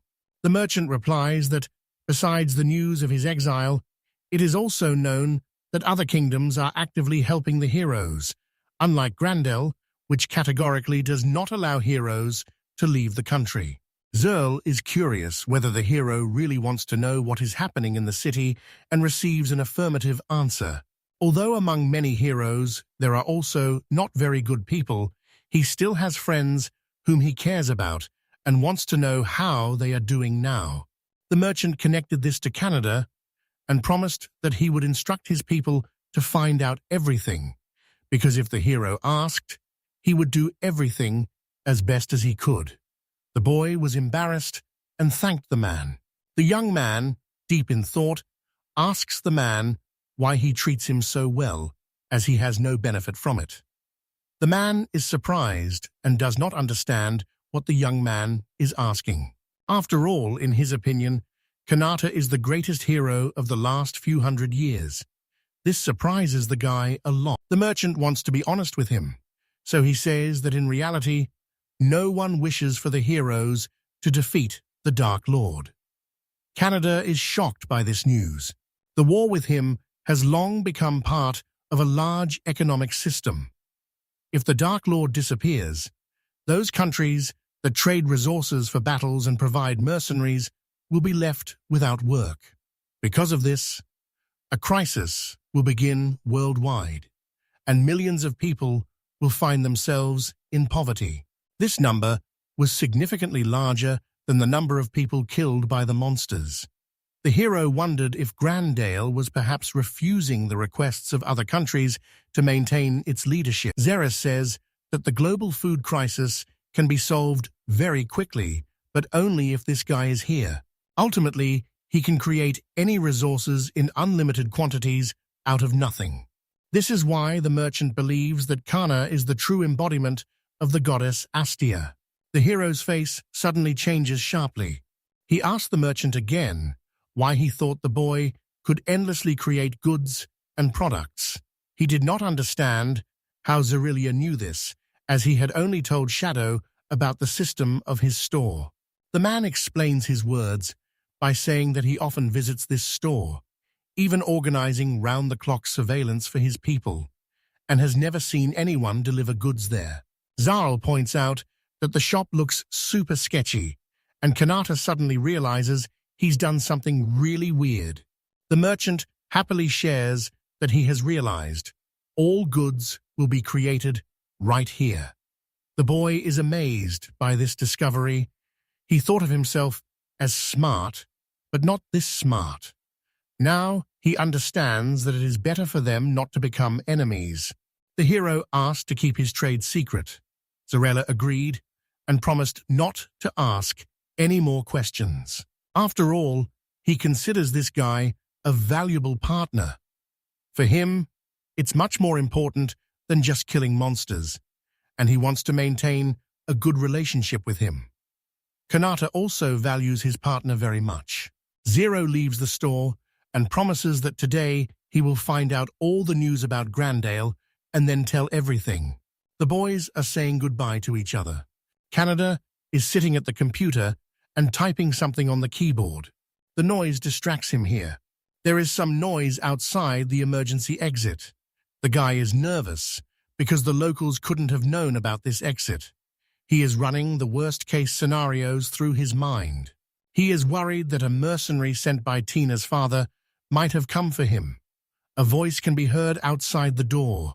He calls Mr. Kanata, implying that he knows him personally. The hero tenses up and cannot believe it. He opens the door, and his suspicions are confirmed. He recognizes that voice. A girl named Tina throws herself into a boy's arms. She is very happy to see Mr. Canada, as she has long dreamed of meeting him. Both are very happy to meet because they missed each other. They are once again feeling the taste of life. The girl is still standing in the hallway. She can't seem to leave this place.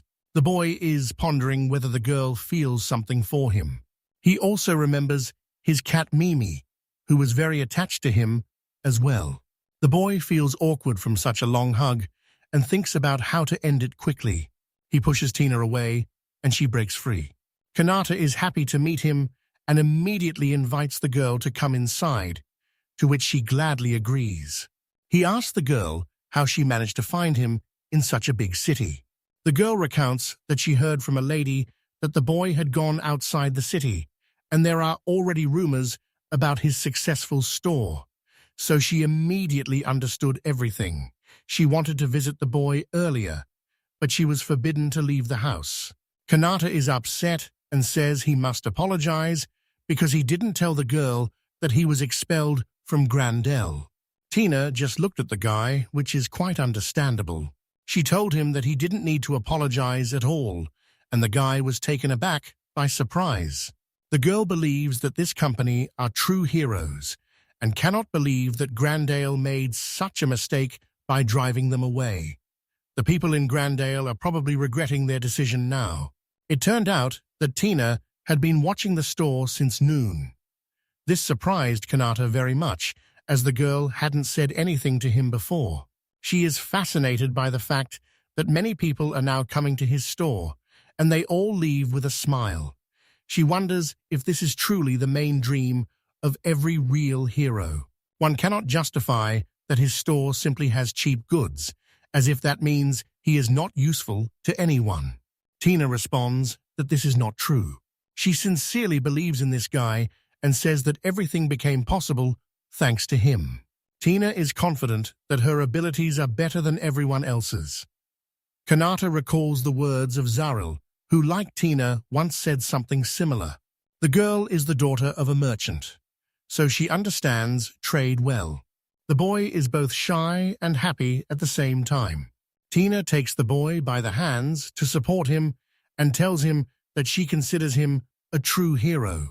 She also reminds him that he once saved her life, so for her, he is a true hero. The guy feels shy from such attention and pleasant words. The girl dares to assume that the boy considers himself worthless because he cannot fight monsters. But she thinks it's complete nonsense.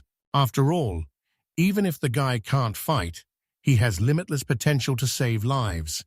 Tina tells him to be proud of his abilities. Kanata is very touched by the girl's support and thanks her. After her words, he feels much lighter in his soul. She tells the guy that regardless of how circumstances unfold, she will always be by his side. Suddenly, the girl leans in to kiss the boy, and this surprises him greatly and leaves him at a loss. He can't believe what's happening. Kanata pushes away the surprised girl, realizing that he is not yet ready for such changes in their relationship. Embarrassed, he refuses her, which frightens Tina very much. He awkwardly gets up and starts to fuss, saying that it's time to end the break and open the store, as the customers have probably grown tired of waiting. Tina says it sounded a bit artificial, and Kanta starts to awkwardly justify himself. After that, about 2 months pass since Tina returned. The Kanata store continues to enjoy immense popularity, so more and more customers are appearing, and Tina is helping the guy in the store a bit. The girl tells the hero that there are fewer visitors and he can take a break. The guy thanks the girl while taking the boxes. He decides to take a little break and warns Tina to call if anything happens. The girl just smiles and asks not to worry, saying that everything is under control. In the evening, the store closes. Tina addresses Mr. Canada. She asks if she can help the boy in the store, and this makes him uneasy. The girl has already told her father that she is going for an internship, so she can stay here for a long time. The guy is surprised by the news that Tina might be living with him. She is happy that they can now live together, and the guy finally understood what happened to him. Tina assures that she will do everything possible and asks to rely on her. Kanata, enchanted by her smile, realizes that she is the one he wants to protect. He thinks that this girl could be even better than he imagines. He also wonders if all merchants, like Kadina and Zaryl, are as good, while Tina watches the guy with interest. Here, the guy agrees to take the girl as his assistant. She really knows a lot, and most importantly, he trusts her, and that reassures him. Therefore, he asks her to rely on him as well. Tina thanks the guy and says that she knows everything about him, so he doesn't need to worry, but Canada interrupts her and clarifies that he meant himself, not the store. But he interrupts her and asks again what she meant when she said she knows everything. Tina replies that sometimes the guy calls her Notchka. It sounds very sweet to him when he talks about her birthmark on her back and various little things. The boy surprisingly kneels down and starts to apologize to her, but the girl just confusedly asks him not to apologize. The store continues to enjoy great popularity. Everything is going smoothly, and for that we should thank Teeny, so Canada is eating and resting peacefully. In this world, he no longer feels lonely. His life has become so rich that he is calm and happy. In the evening, the boy tells Teeny that it is already late and she should rest. But the girl is not planning to rest, so while sitting at the computer, she advises the guy to take a break while she quickly enters today's earnings into the computer. The boy awkwardly smiles because almost nothing surprises him anymore, except for Tina's professionalism. He believes that if she had the internet, she would immediately figure out how to promote their store through websites and advertising. After a while, the girl finishes her work, looks at the guy, turns off the light, and approaches his bed. She sits on his bed and looks at the boy who is sleeping. The boy wakes up scared and knocks the grill off the bed. Tina clicks her tongue and quietly says that today is another failure. Kenneth watches her closely. Tina lies down in bed and wishes the boy good night, while he, covering his face with his hands, struggles with the thought that if he crosses the line, there will be no turning back, and it is hard for him to resist the temptation. The boy wishes her good night and leaves, while the girl falls asleep with the thought that she will not give up and will try again tomorrow. This is how their days went. During the day, the boy worked in the store, and in the evening, he and Tina argued. And one day, the boy heard a sound, after which he realized that his level had increased. He was shocked, as he still did not understand what exactly he had done. Then Kanata realized that only he could hear the sound of the level rising, and without wasting any time, he hurried to leave, shouting to Tina that he would go to his office for a while. The hero could not understand why this happened, as he had not fought with anyone or defended himself, but still decided to check his status for an error in the system. The guy really leveled up, because it turned out that this could be done without any battles. Just managing the shop is enough, and it's even cooler. Now, he has new products, a drone defense system for reconnaissance, and much more. New icons have appeared on his desktop. He is in no hurry to open them, as the store may have added new devices specifically for this world. At first glance, it is hard to understand what they are for, so it is better not to click on them unnecessarily. The boy finds a reconnaissance drone, but doubts whether it is safe to use. He hopes it won't cause any harm, so he decides to try to launch it. The drone is seen on the camera, which appears to be flying straight from the roof of the store. The drone instantly ascended into the sky, and this amazed the boy, as he did not expect the device to fly so high.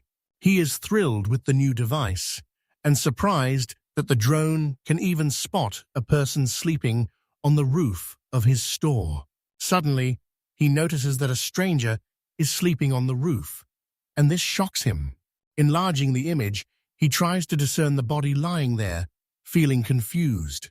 He runs quickly and climbs onto the roof to find out what the one who is supposed to be at Grand Ale is doing here. Looking up at the roof, the angry Canada starts shouting at the girl, who flinches in confusion from the unexpected scream. The boy recognizes the girl. It was Tamaki. She greets him.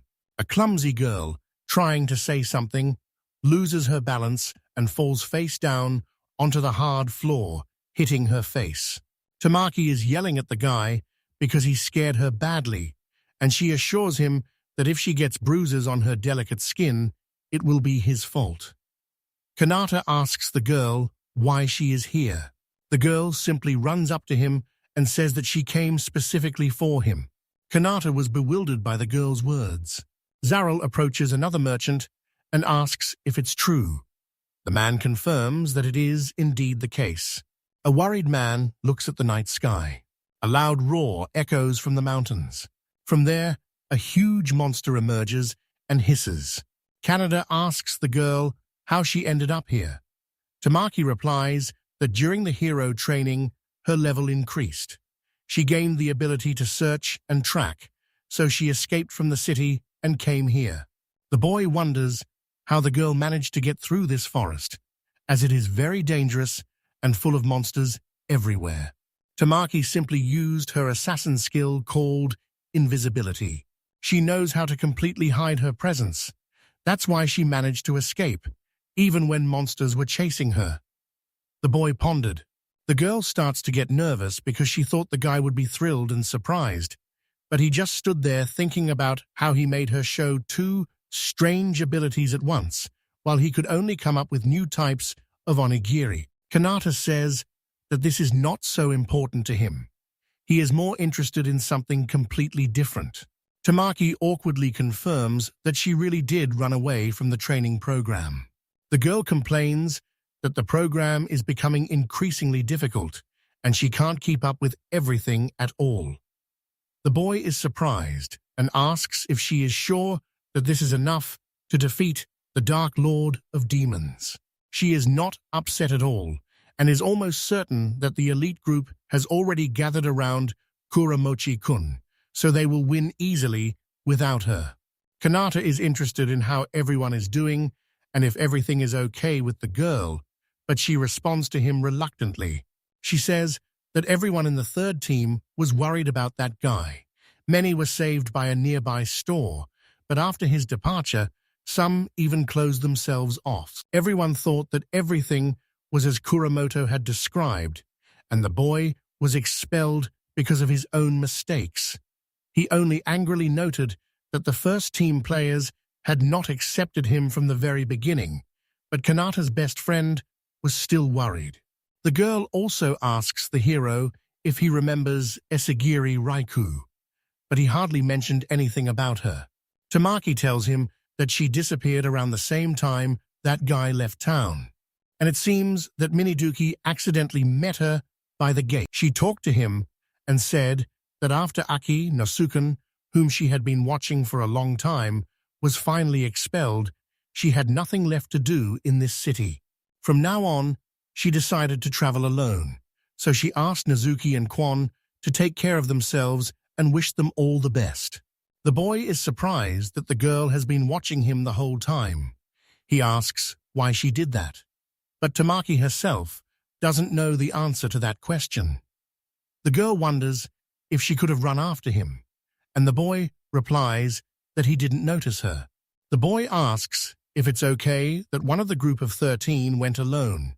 Tamaki replies that Rakya-chan has the ability Po, but she does not know what her ability is.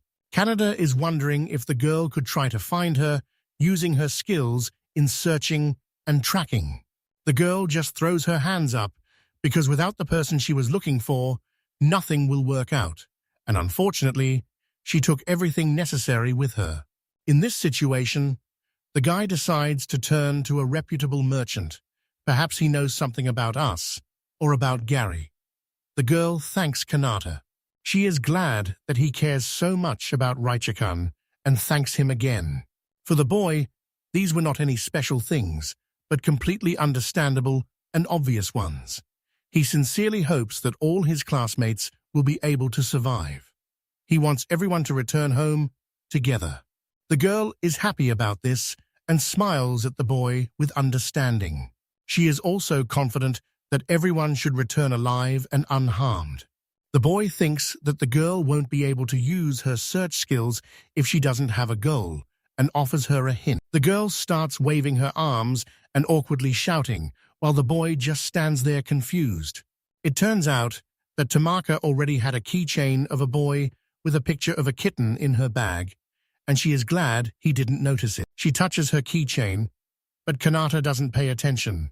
Tina rushes into the room and anxiously tells the hero that the sandwiches are running out. She notices Tamaki, apologizes confusedly for interrupting. Tamaki, on the other hand, just screams in fright. She impatiently asks who that pretty girl next to her is. The slightly confused boy remembers that this is their first meeting. Kanata points to the girl and says that she is his hired worker. During the day, they work together in the store, and at night, they live under the same roof and help each other.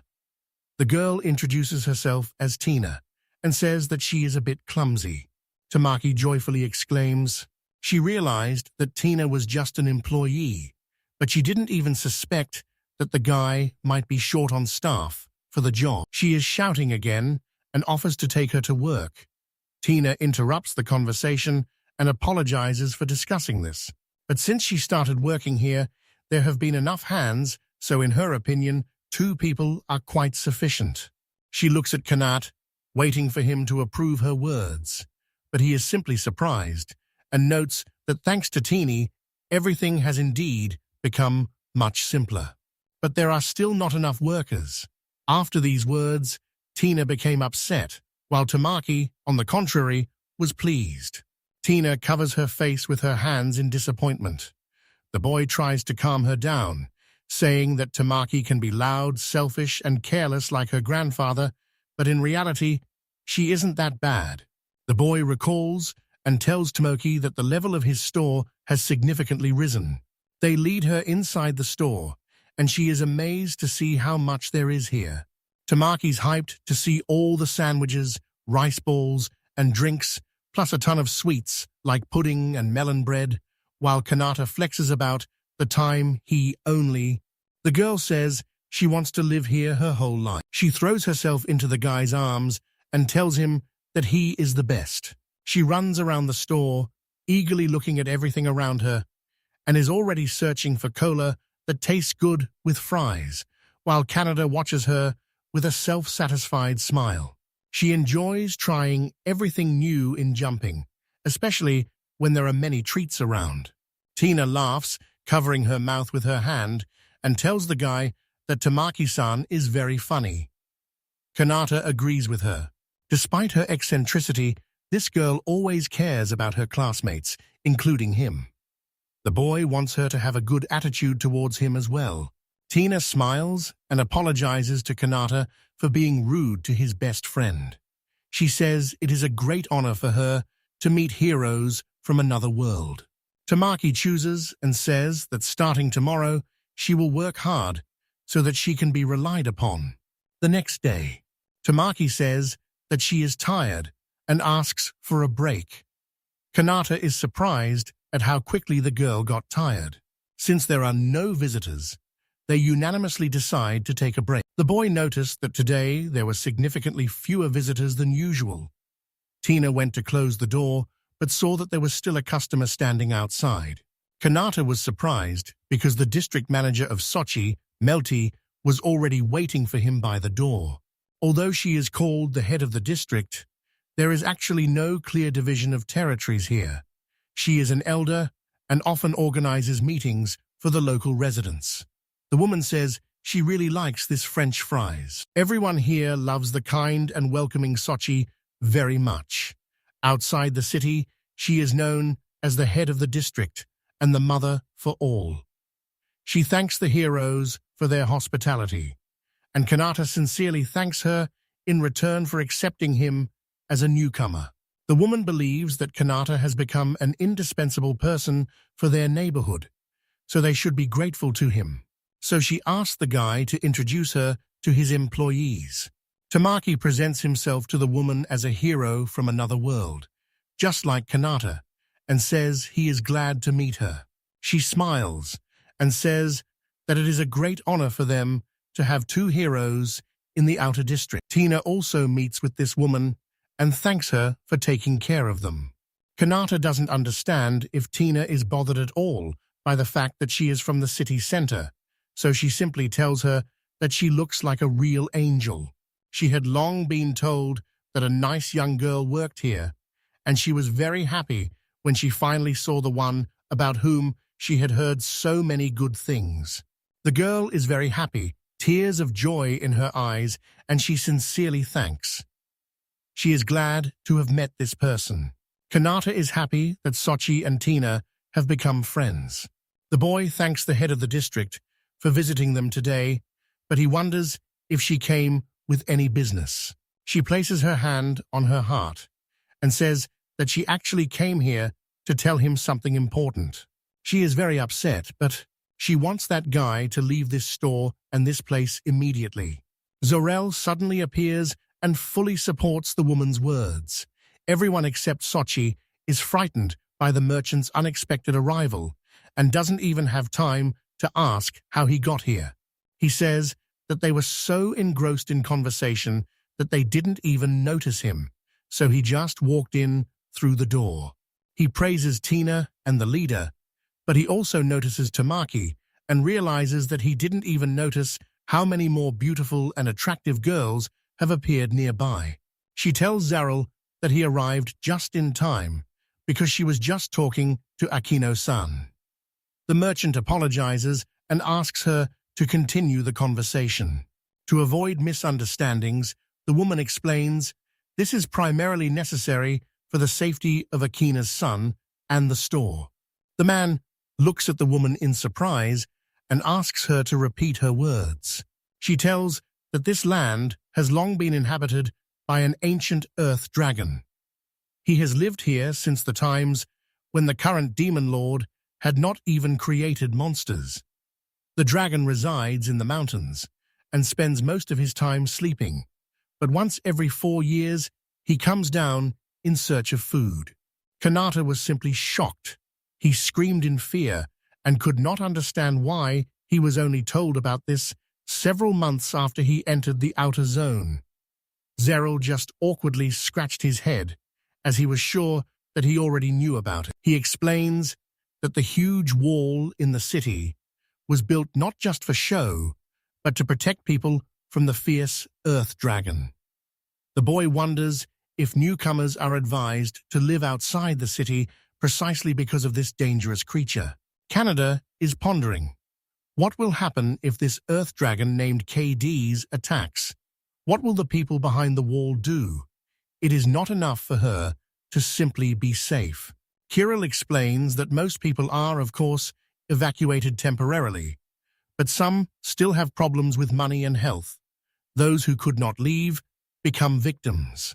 The rope cannot understand why the people who live in the city cannot help them. After all, there are probably a few knights in the city behind the walls. There is also enough guard, and if one knows exactly when the attack will happen, can't everyone just be hidden behind the walls during the attack? Tina says, it's good that it turned out this way at least. In the urban area, the gates have been completely closed, and everyone will start preparing for defense, so they won't have time to save the residents of the outer zone. Kanata wonders what this could mean. Tina sadly recounts that there are rumors. After the last cadets passed through, the outer district was half destroyed. But the residents remained unharmed. She doesn't remember the details of what happened. She says she is very sorry. In response, Kanata gently covers her hands with his palm. Glancing at Tina and Kanata, they hint that it's time to return to the previous topic of conversation. She sadly agrees and says that they have already received information. Cadiz has awakened and is moving in their direction. By order of Zaryl and his subordinates, they began to evacuate people beyond the outer wall.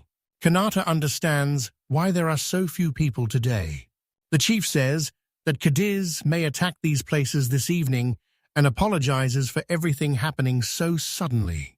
People here have always lived poorly and barely made ends meet. But with the opening of the store, the standard of living has risen, and now everyone can live with a smile. The woman thanks the hero for the store next to her home. Zaryl also says that everyone wants everything to be well with the heroes. And when Cadiz leaves for them to return here, the merchant finished his thought. Tamaki addresses Canada, but the guy asks her not to make that face.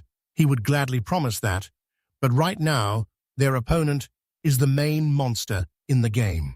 Recalling the residents of the city, the hero makes a decision. Now Tina is holding Kanata's hand, supporting her. He turns to Tina, who is sitting next to him. They exchange glances, and Kanata nods in agreement. He joyfully tells everyone that he has already made all the decisions. Zaryl is very pleased with this news. Zaryl says that he will now inform his subordinates to immediately take them to a safe place. Because if they leave, but Kanata interrupts him and proudly declares that he is the hero of this store and is going to defeat this earth dragon. The boy's words shock everyone except Tina. Tamaki repeats the boy's words about being a hero and defeating Cadiz.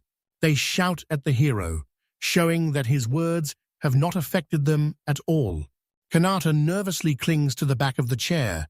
He did not expect such a rebuttal to his words at all. The boy ignores the objections and tries to find out from the man what caddises look like and what their features are. The merchant just grabs his head. He doesn't understand how one can plan to defeat a dragon without knowing anything about it, but he still says that it is a muscular and strong dragon.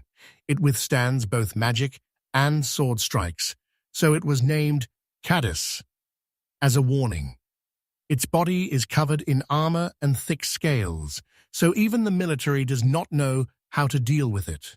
The boy realizes that this dragon is very complex, as it has resistance to everything, and he contemplates this. Tamaki is panicking because, although they are heroes, she is not sure they can do anything. Tina asks if the guy has any plan. The young man has already come up with something, but he hasn't tried it in practice yet, so he's not sure if it will work or not. Canada thanks the residents of the outer wall area for giving it a place where it feels comfortable.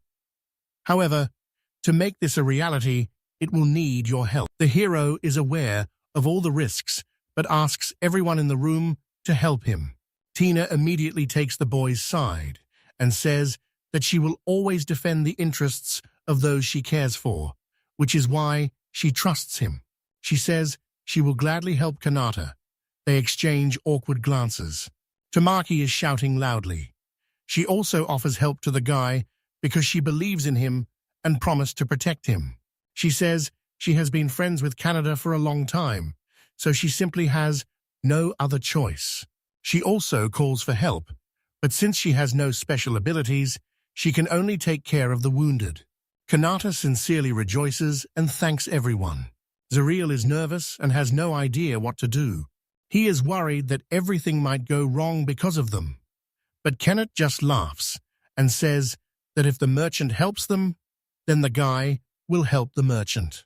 Zaryl is still asking the boy to share with him the secret plan to destroy Kadis. Night is approaching. All preparations for the meeting with the dragon are complete. Now all that remains is to light the lanterns one by one. The boy thanks everyone for their help and asks to evacuate those who have already finished their work. The people below agree to do this. The hero gazes down thoughtfully and ponders. Tamaki is responsible for the drone, so she is waiting for a command from the store to start operating it. Thanks to the help of others, they have everything ready. And now, everything depends on whether the hero can defeat the dragon. Until now, he had managed to cope, but now he will have to fight a strong dragon. The boy is worried whether he will be able to defeat it when he sees it up close for the first time, as if he fails, everyone will be in danger. Tina cautiously approaches the tense man and asks if everything is all right with him. Kanata confesses to the girl that he is actually very scared right now. Tina supports the hero, assuring him that with his help, everything will definitely work out.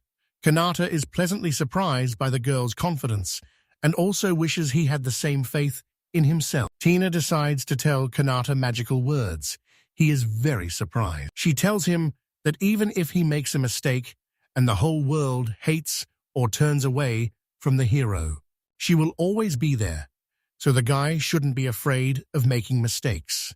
She doesn't care what he is, kind, brave, or even the biggest coward. She will accept and protect Kanata under any circumstances. He looks at Tina in surprise. She just shyly smiles and asks if her words have eased the situation. The girl's words truly supported the boy and gave him confidence. He tells her that it was a real miracle. Tina is happy and smiling at the boy. But suddenly, a loud roar and the cries of people can be heard from afar. Cadiz arrived and settled in the mountains. The heroes look in astonishment at the enormous earth dragon. Canada shouts to Tamaki to start leading the dragon with the drone. The girl reacts quickly and starts actively clicking the mouse on the computer. The drone flies straight to the dragon. Kanata is even more worried because Kadis turned out to be much larger than he had imagined. Tamaki cheerfully appears from the hatch and announces that the dragon ran after the drone, so he is waiting for praise. The girl says they are accepting the challenge, although the dragon is really huge. To be honest, her knees are already shaking. Tina reassures her and promises that everything will be fine. The boy responds uncertainly. Perhaps this scares Tamaki. Kanata believes that the magazine should not be much smaller than a giant monster. He hopes that he will be able to withstand the collision. The dragon swiftly rushes towards the store. The heroes hold tightly to the rope, and Kanata commands everyone to prepare for impact. Cadiz cuts into the building. A dull thud is heard. The guys are holding onto the magazine with all their might. Canada is getting up and checking if all targets are met. They manage to get through this stage, but it's not the end yet. They take fire extinguishers and move on. 3 heroes are determined. They are running towards the dragon, holding fire extinguishers in their hands. The boy orders them to aim straight. The dragon notices the heroes, and they are in horror. The dragon tries to protect its eyes. Its outer shell is strong, but inside, everything is delicate. The boy decides to look straight into Cadiz's eyes and mouth to dare to mock you. The girl is scared and wants to return to her parents, but still moves forward into battle. The man opened a store right here to distract Cadiz. The building was made as a defense. It was meant to stop an attack on the city and save it from destruction. They wanted to force Cadiz to retreat, and only then attack again. Kanata confidently throws fire extinguishers at the dragon until it starts to lose strength. He puts a fire extinguisher in his mouth, and Tamaki starts to panic with fear. Even this does not make the dragon retreat, and the man begins to worry. He really wanted to distract the monster from the store, even if just for a moment. The guy turns to the girl to ask her for a fire extinguisher, but notices that she is no longer there. He is confusedly looking for the girl, but only Tina is nearby. He asks the girl where Tamaki is and suddenly notices the ruined wall of the building. Kanata is very afraid to even imagine that a girl might fall. Suddenly, the dragon roars and spits out all the fire extinguishers right at the hero. She screams in fear and calls for Tamaki for help. Suddenly, some creature appears and attacks, catching the dark-haired boy off guard. Suddenly, a spear flies into the creature's head and pierces it through. The main character sees this but does not understand who did it. Behind his back, someone starts teasing him and says that it was her who did something. The main character realizes it's Tamaki, turns around, but can't figure out where she is. The girl recounts that she used her assassin skills to pierce the earth dragon's eyes with a spear. The boy realizes he cannot see her due to her ability and silently admits that she made him worry. Meanwhile, the girl behind is happy that Tamaki is okay. Tamaki from the void reports that she is one of the heroes. For her, it was very easy. The main character praises the girl, but suddenly another girl appears behind him and says that the real Tamaki is her. Suddenly, 2 cylinders in the dragon's mouth start to crack as he bites them, and the dragon suddenly begins to growl. The hero realizes that the dragon is approaching the shop, and that's actually good. Before it bursts in here, both girls need to quickly get out of here and head to the city. The girl agrees with him and decides to retreat by climbing down the rope. Tamaki turns around and tells the guy that from now on, she relies on him. The second girl asks him to be careful. The main character confidently smiles and says not to worry and to leave everything to him. The main character also descended and boldly stood before the dragon, challenging it. The dragon roared and released clouds of smoke from its mouth. The boy looks at his enemy and realizes that he needs to lure him to the very end. After that, the dragon starts to fly closer to the building, and the main character asks it to come even closer. When the dragon breaks off a piece from the store, the guy seizes the moment and commands the store to disappear. Suddenly, the building that the dragon was attacking simply disappears, and this greatly surprises the dragon. The main character happily realizes that everything turned out the best way possible. The dragon fell into the pit, left after the store. The boy realizes that all the traps they set have indeed stopped Cadiz. He remembers being told that all the preparations were complete. The dragon lies in the pit, powerless. The main character notices that as soon as he thinks of something, a store immediately appears nearby. But each time, everything trembles a bit. A cloud of dust appears because a space forms between the store and the ground into which one can fall. He wonders what will happen if he does it in the air. Previously, he thought that the chance to use a technique that requires a height difference was unlikely to arise. But now, everything is just right. The man sees the rope being pulled and realizes this is the signal. When he gives the signal, everyone starts pulling the rope together, and thus the main character is lifted up as if by an elevator. The main character jumps from the elevator straight to the dragon. He shouts at it to try to swallow him. The man glares angrily at his enemy. The main character shouts the word store, and a building appears right above the dragon, falling directly onto it. The dragon merely watches as the building falls. In the next moment, the store is already landing right on the dragon, while the main character is still in the air. The dragon roars loudly and coughs up blood as the main character lands. Everyone is watching this situation with surprise and discussing how neither swords nor even magic could defeat him before. But this worked. He has immense destructive power. The man confidently says that this dragon is very old, and its name suits it perfectly. The main character, with a serious face, realizes that the dragon is still trying to rise even after such a blow. The dragon pulls up its front body and growls, while the boy lies in front of it. Then the main character gets up and runs to the elevator, realizing that it was expected. In front of him is a real ancient dragon that cannot be killed with a single blow. The guy is lifted up.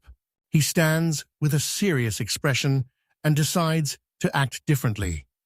The man asks everyone to step back, holding a rope in his hand, while the main character hovers in the air and commands the store to disappear. Then the main character jumps down and calls the shop again to finally finish off this dragon. The guy realizes what he needs to do and gets back to work. The main character, with serious intentions, decides to fight the dragon until he completely destroys it. He goes back to the shop, taking advantage of its endless possibilities, and continues to attack the dragon. The dragon roars loudly and simply falls face down to the ground. The boy lands nearby and breathes heavily, trying to catch his breath before the defeated enemy. The main character wonders if he was able to defeat the dragon, but suddenly its paw, with sharp claws, appears right in front of him, almost touching the boy. He manages to react, quickly steps back, and looks at the barely alive dragon. He understands that as soon as he relaxes even a little, Cadis will immediately break free, and then everyone will be in danger. The dragon stirs its paw. The main character is breathing heavily and barely moving when suddenly a thought occurs to him. Everything begins to blur before his eyes, and the boy wonders, what if his magic has run out, or his magical power even needed to use the store? He curses and realizes that perhaps the reason is simply that he lacks physical activity. The guy looks really very bad. All the people above look on in surprise at the main character, who suddenly stumbles and starts to fall.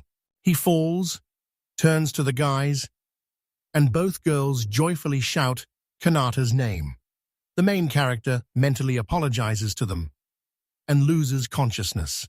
The main character recalls how everything around was destroyed, and next to his mother sat a little boy, crying and asking her to wake up, but she could no longer respond to him. The main character suddenly became worried, and at that moment someone addressed him, which surprised him greatly. Kanata sees two girls in front of him who are clearly worried about the boy. These girls turn out to be Tamaki and Tina, and he recognizes them. Tina asks the guy what happened to Cadiz. Kanata suddenly tries to get up but can't. Tamaki quickly tells him to calm down and not to get up so abruptly because he needs to rest. Tina puts her hand on the guy's shoulder to get his attention. She says that he did it. The guy looks at the defeated dragon, which is just lying in the pit. The girl, with tears in her eyes, says that it is truly incredible. People joyfully shout that George has defeated the dragon from Cadiz. Everyone immediately starts celebrating and raising their hands in the air. Both girls unexpectedly hug the guy. They are happy that everything worked out for them and that it all ended well. The sun was shining brightly. It was on this day that the long-standing troubles of the outer wall finally came to an end, and the people above rejoiced in their victory. The main character raises his head and smiles. He understands that the ancient earth dragon Kadis has been defeated. A few days after the main character defeated Kadis, the city was filled with a festive atmosphere. Kadina rejoiced in the victory, and bright flags adorned the streets. All the residents are now at the celebration, both those who live in the city and those who live outside of it. Everyone has come out of their homes to drink and greet each other together. But unfortunately, the main character was very tired and was lying in bed. He had been sleeping for several days right in his 24-hour store, and the t-shirts only appeared on the 4th floor. The main character recalled another disappointment. He noticed with tears that his level had not increased for some reason. After defeating Cadiz, he remained at level 24. He asks if the reason is that he killed him in the store, although he has thought about it more than once. But when he was just working in the business, his level also increased. The main character shows his shop, where there are hands, wings, legs, and weapons. He hopes that soon there will be more opportunities to fight back. The girl joyfully asks the main character to see how much they were given in the city. Now they can arrange their whole life. The second girl suggests to the boy to eat more so that he becomes stronger. The main character thinks it would be cool to have a title from the saddest column when suddenly a girl hits him in the face with bread. He is offered something to eat, but another girl asks him not to do it. A few days later, the main character finally returned to work. The man smiled and told him that it was thanks to him that he had earned quite a bit of money. He sincerely thanked the guy. The man says that the store is still doing well. He promises to help the guy and takes the box from him. People around call him a hero. Everyone greets and rejoices that he has finally returned. The guy thanks the man. He sees that everyone is in a good mood. He is very grateful to them for everything they have done for him and wants to thank them somehow. The man asks the guy in surprise if he is really serious. The man loudly demands that the main character give him all of Cadiz. The main character shockingly agrees and says he can take it if he really wants to. The man calls the boy the best and hugs him.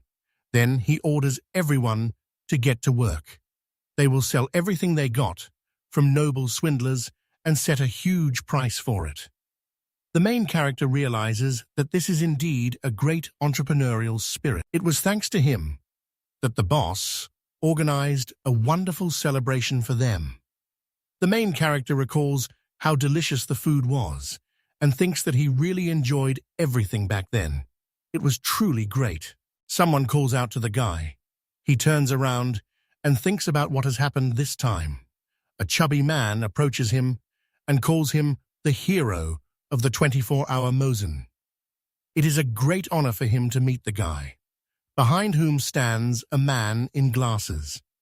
The girl is bewildered, wondering that this is her dad and even her Donetsk. The man hopes that his ungrateful daughter will not interfere with his affairs. The main character is surprised and says that Tina, on the contrary, always helps him. The man asks again if this is true. He tells his daughter that she is lucky to have a father like him. The main character is surprised that he is really her dad. The man asks if this is such gratitude for everything he has done for her. A man asks a guy how he feels about becoming his daughter's husband. The girl and the main character are surprised by such a question, while someone behind loudly exclaims that he definitely does not agree. The girl returns to her father and says that he is scaring away customers and this could harm the business. The girl behind asks the main character if he is Tina's father, and he replies that he is.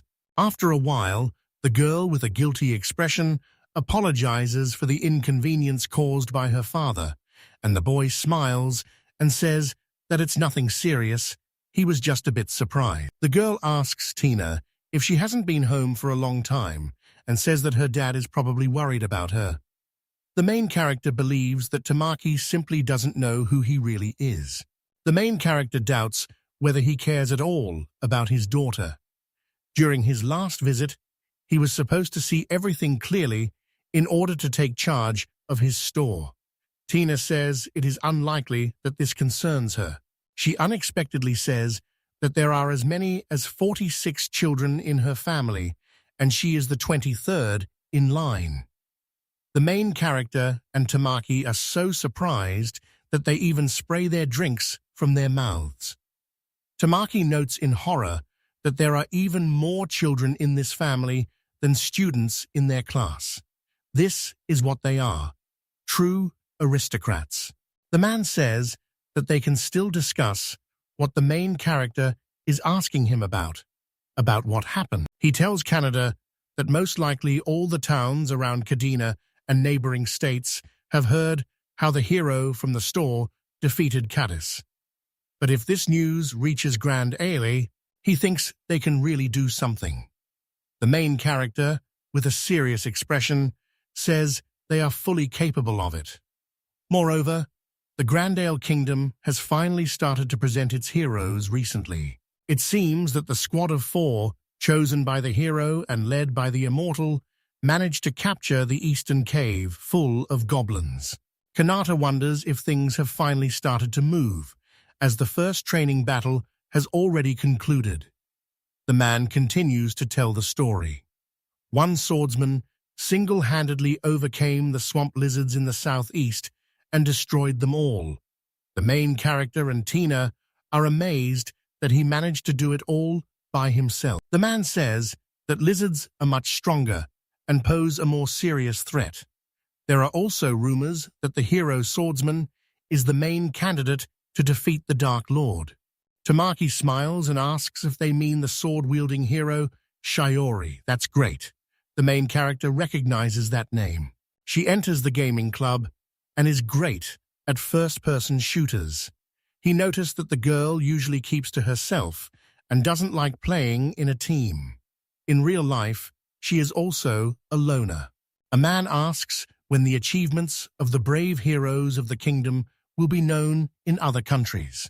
But if everyone finds out that he defeated the legendary dragon that others were afraid to even approach, all the attention will be focused on him. And he doesn't need that at all. For Grandel, this is a real problem, and asking him what's funny about it is pointless. At first, the main character is silent, and then he tells Zaryl that he has one request for him. Zaryl agrees and promises to do everything he asks. Night falls. A group of riders stands on a cliff, gazing ahead. A drone flies overhead. The main character observes them through a computer and realizes that they arrived much earlier than he had anticipated. The main character recalls how he used the information he received and, together with Zero, conveyed to Grandel where the hero from the shop is located. Now, he is on the outskirts of the city, and he is asked if he plans to leave it. Tamaki curiously asks him why. The boy admits that he really likes it here and wouldn't want to leave, but he is being hunted. If the pursuers from Grandale find him here, they could destroy the entire city. The main character does not want to involve the residents in problems, especially now that the danger of an attack from the Cadiz has passed, and everyone is listening attentively to the guy. Tamaki sadly says that it's a pity as she has become so close with everyone. The boy also agrees with her and looks upset. Now that the city gates are open, more food will reach the outskirts, and the gap between the rich and the poor will finally decrease. But he still thinks about distributing goods from the store to everyone. For the first time, this could really come in handy. Tina, with a smile, is confident that the residents of the outer wall will breathe a sigh of relief in that case. The main character says that Grandale will no longer need the city when he leaves here. But if someone takes the city's residents hostage, it could become a serious problem. However, the man assures the boy not to worry about. He says that if necessary, even local residents will not be involved during dangerous times. With that money, they can simply hire mercenaries from the interior regions. Then the city will be safe, and the man thanks him. The riders gallop forward while the girls look back. Canada understands. If he can hold off the pursuers and give Shadow and Tamaki time to reach the hill, then even if there are more enemies, only he is capable of doing it. The main character looks at a group of people in front of the store through a drone and realizes that Mrs. Crusades and the heroes are not among them. This means there will be no negotiations. They have come to deal with him specifically. Suddenly, the hero notices that several people in cloaks are drawing magical circles and launching attacks from them. He is surprised that this is real magic. However, contrary to their expectations, the magical projectiles, upon reaching the shop, crash into the barrier and cause no damage. The knights are surprised by such a turn of events. The main character realizes that he needs to hurry. The fire shutters with magical protection work very well. The knights are confused. It seems they were told about the store even before its reconstruction. One of the knights points his sword forward and commands everyone not to panic and not to stand still. They need to get him out of this strange building as quickly as possible. He commands everyone to attack, and the crowd of knights rushes forward straight at the building, trying to damage it. The main character hears someone banging loudly on the door and thinks that there are so many of them that ordinary smoke from a fire extinguisher might not be enough to escape. He curses Grandel. Suddenly, someone hooks onto the edge of the roof. Several knights are climbing onto the roof using ropes, and the main character wonders why so many people have gathered for him. One night, something is preparing to strike from above, and the main character notices it and realizes that things are quite bad. The girls are standing on a cliff and looking ahead with excitement. They are worried about Kanata and wondering if he is okay. Tamaki is confident that he will be fine. After all, he defeated Kata by himself. The main character notices again how night descends upon the building and realizes that this is an ominous sign. He seriously holds a fire extinguisher in his hands. Suddenly, the system announces that the hero's level in the 24-hour store has increased. The boy was happy because he realized he had gained experience from the knights, which would only benefit him. The main character smiles, raises his hand, and decides to check his status. The status contains all the information about him. His only skill is a level 5 shop. The status is as follows: Endurance, 8, Strength, 8, Agility, 6, Magic, 0, Luck, 8. He does not master any spell or skill perfectly. His title is Legendary Earth Dragon Slayer. At first, the main character was happy to see that there were both lunchboxes and a microwave. It was really great. But suddenly, he notices something and is simply stunned. Canada is sitting at the computer and notices that there are things here that are usually not found in the store. He thinks it must be some kind of mistake. Drones and machines with magical barriers look very strange. The protagonist decides to take action and focusedly starts clicking and moving the mouse. He clicks on the icon with 5 Gatling guns. The protagonist realizes now is not the time to hesitate. He needs to seize this opportunity. Suddenly, 2 machine guns appear on the roof of the building with a characteristic sound. The knights present their look at them in surprise. These are 2 5-barrel Gatling automatic cannons used for defense against intrusions into the building. The main character looks at this in shock and asks if this is really normal, since Gatling is too powerful a weapon for a world of swords and magic, which shouldn't exist here at all. How is this possible? Moreover, the Impec machine gun means that it is currently empty. Canada wonders if he understood this correctly and decides to check. When the system asks if he wants to enable automatic mode, Canada agrees and clicks the button with the mouse. Suddenly, the machine guns on the roof start firing and quickly take out several knights. One of the horses gets scared by the unexpected attack. After the attack, the knights lie on the ground, alive but completely powerless, groaning in pain. The main character smiles because he understands. It's good that his power does not kill, so it can be used without fear. Now he decides to examine something and suddenly finds himself surprised for some reason. The main character notices an icon on the computer that shows a variable rotation function of the shop and clicks on it, pondering how to understand it. At night, sitting on the roof, he starts to notice something. movements below, and wonders what is happening this time. Suddenly, the building of the store begins to spin around itself, and the knights on the roof cannot hold on and fall. People around simply watch in astonishment at this strange spectacle. Suddenly, one of their comrades from the Night's Watch falls from the roof right in front of them with a scream.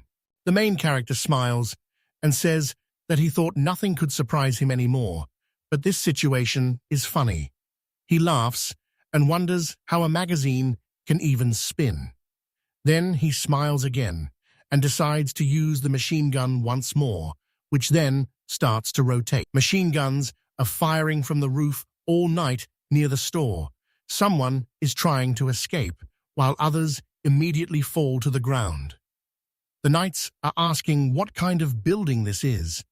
They were not warned about this and do not know how to act. One of the knights, the chief commander, informs everyone that this task was entrusted to them by Lord Drake himself, the Prime Minister of Grandale. Therefore, they should not think that they can return empty-handed. They must complete the mission and not be afraid. There is no point in pondering who Drake is. The boy stands by the computer and thinks, since they are demoralized now, he has a chance to escape from here. He clicks something on the computer. Thanks to the store, their escape plan will work, and the boy decides to try something else. The Queen fires up her smoke drones, and they zoom right over the store to blast the bandits with thick clouds that leave them all choking and gasping for air. Then the main character exits the building, notices smoke in front of him, and covers his mouth and nose with his hand to avoid inhaling it. He realizes that now is the best moment to escape. While the knights are choking on the smoke, the hero quickly flees and finds himself in the forest. His company stands right in front of the guy and rejoices that he has come, calling him a hero. The main character, exhausted, tells Tamaki that she should move forward without him. The man throws a robe over the boy. The girl replies that she thought about it and realized he doesn't know how to ride. He won't manage on his own, and if necessary, she can quietly pass by herself. The girl is the first to mount the horse and asks the boy to hurry, but he replies that he can barely move, and Zaryl tells them to hurry up. The main character and Tamaki smile at the man, while Kanata sincerely thanks him for his help. Zaryl winks, thanks this man for giving him the opportunity to earn so well, and adds, "If we are alive, we will definitely meet again." The man wishes them good luck, and the horse starts to gallop quickly, causing Tamaki and Kanata to be startled by the sudden movements. The boy looks back, smiles, and thanks them, also asking to send greetings to everyone in the city. The girl looks fearfully at the road. The man watches them for a little longer and waves his hand, while his white horse stands next to him. A few hours before the destruction of the legendary earth dragon Kadus in the kingdom of Grandale during the day, in the Great Hall, the girl thanks someone for coming from afar from the west and, smiling, asks how she can help. The boy, kneeling in front of her, reports that the Western Alliance is now in even greater danger due to the army of the Demon Lord. This is Karl Gonsteiner, an envoy from Carterosa, one of the countries of the Western Alliance. The boy says they can barely stand on their feet, and just recently confirmed that demons really exist, have intelligence, and can wield magic. The knights exchange glances, but someone coughed, and everyone suddenly stands up. The girl smiles and promises that they will generously help their country with soldiers and supplies, and will also send 10,000 soldiers to the expeditionary force as soon as possible. Kargan is surprised by this figure and acknowledges that the rumors about its greatness were true. The girl promises to do everything possible to fulfill the duties of a great country and to fight together against the Demon King. But there is one detail. A boy with a serious expression asks a girl if their newly summoned heroes will be able to help them. Someone next to the girl reports that unfortunately the heroes from another world cannot hold back the army of the Demon Lord. The light-haired boy sits and says, with a smile, that very soon they will be able to show what they are capable of. The girl agrees and says that everything is correct. She asks him to wait a little longer because the boy is looking at something. The boy sits and thinks about how, in recent years, she has lost both parents to some strange illnesses, and although she is still young, she has already inherited the throne. Meanwhile, her political abilities are highly valued in the West, which frustrates him. The light-haired boy says that this is all. Let him call his rulers. The boy politely and respectfully asks who he is. Then he apologizes for not introducing himself yet. The boy explains that 6 months ago he was summoned from another world. He is happy to meet. He says his name is Kuramochi Yuto, and he is a hero with the ability of immortality. The other boy looks at him in surprise. Kalgan continues to kneel and asks Yuto if he is really a brave warrior from another world to forgive him for his rudeness. Uto smiles and says that although this can be considered a military secret, their team of chosen heroes has already destroyed the Eastern Goblin camp and the lizard housing. He remembers those moments well. So, the day when they can fulfill their dream is already near. Kalgan, in complete astonishment, says he can't believe it. The victory over the lizards is a true feat. In any case, Carlton is confident that they will be able to prepare a good report for the 3 countries. He thanks for the attention. The man stands up and bows.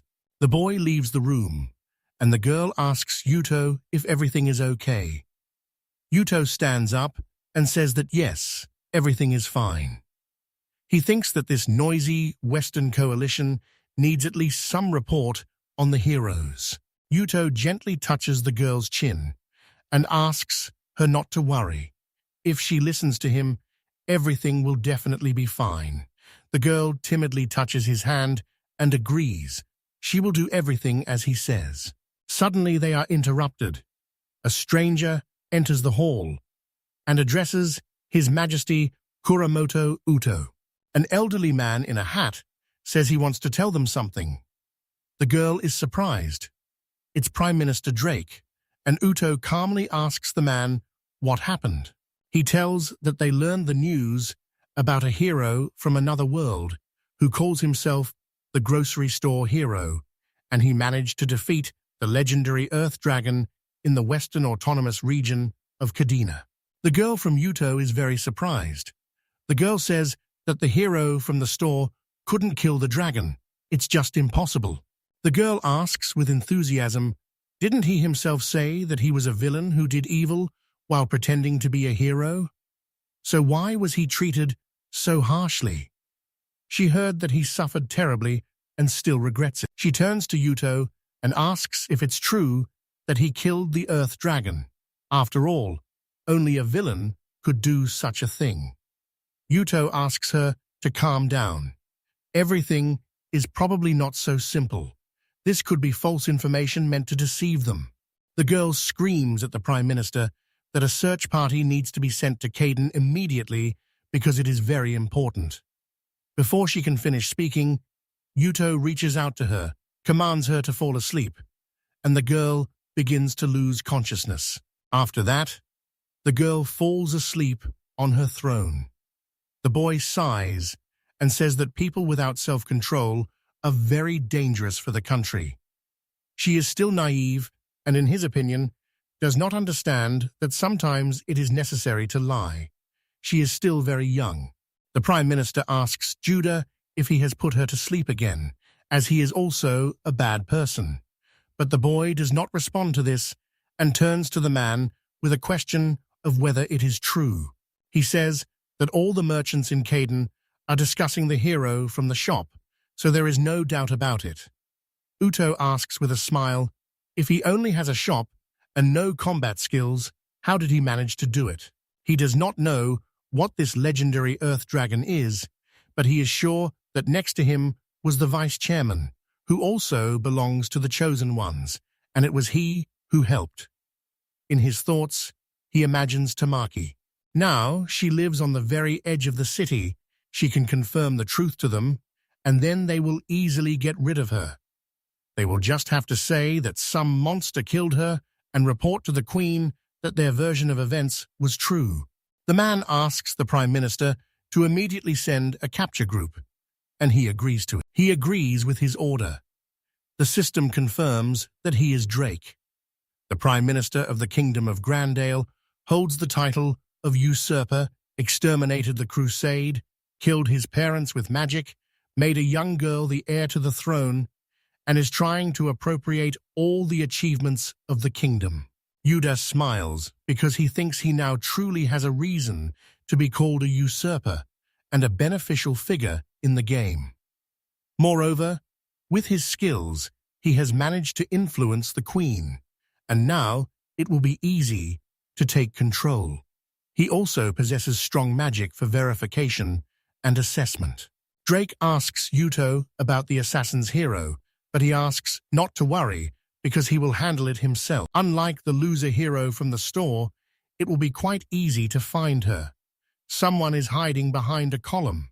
In this situation, the man apologizes. Yuto looks at the column with a serious face and says that eavesdropping is not good. He adds that she is here, Shiori. The girl steps out from behind the column and stands in front of the boy, with a sword behind her back. The girl admits that she just arrived and hasn't heard anything. The boy also approaches her. With a slight smile, she asks if he is not afraid that she might have heard something unnecessary. The boy mocks and admits that he doesn't care. He thinks the girl could be more accommodating since they are classmates. He asks if that's really the case, but the girl apologizes with displeasure because she also doesn't care. The girl stands before him and says that in this matter he is not planning anything against their main mission. Yuto replies that as the leader, he certainly prioritizes the safety of everyone above all else. And they also defeated the Dark Lord and safely returned home. The boy doesn't believe it, laughs at it, but he is told that it is a real miracle. Everyone is alive and well, everything ended well, and it is truly incredible. The girl smiles and says that they can respond with a strike, unlike others. Judah smiles in response and says that as a hero of this country, he cannot break orders. He asks her to avoid selfish actions in the future. She sighs in displeasure. She asks Yuto what level the participants of the chosen group are at now. The boy replies that everyone is already at the 3rd level and has become stronger than before. She understands this. The girl shows all her fingers and says that they are now on the 5th level, so acting alone will be much more effective. The boy stands confused while the girl walks away, announcing that the legendary Earth Dragon has been defeated. Suddenly, the girl beamed and joyfully said that the legendary Earth Dragon is a very interesting adventure. She also wants to join in. She is curious about what level he is at now. It would be a shame if he surpassed her. She joyfully walks ahead and wonders if she will be able to meet him somewhere along the way. 2 Night Watch soldiers come around the corner. The girl realizes that he is already on his way to Kadina.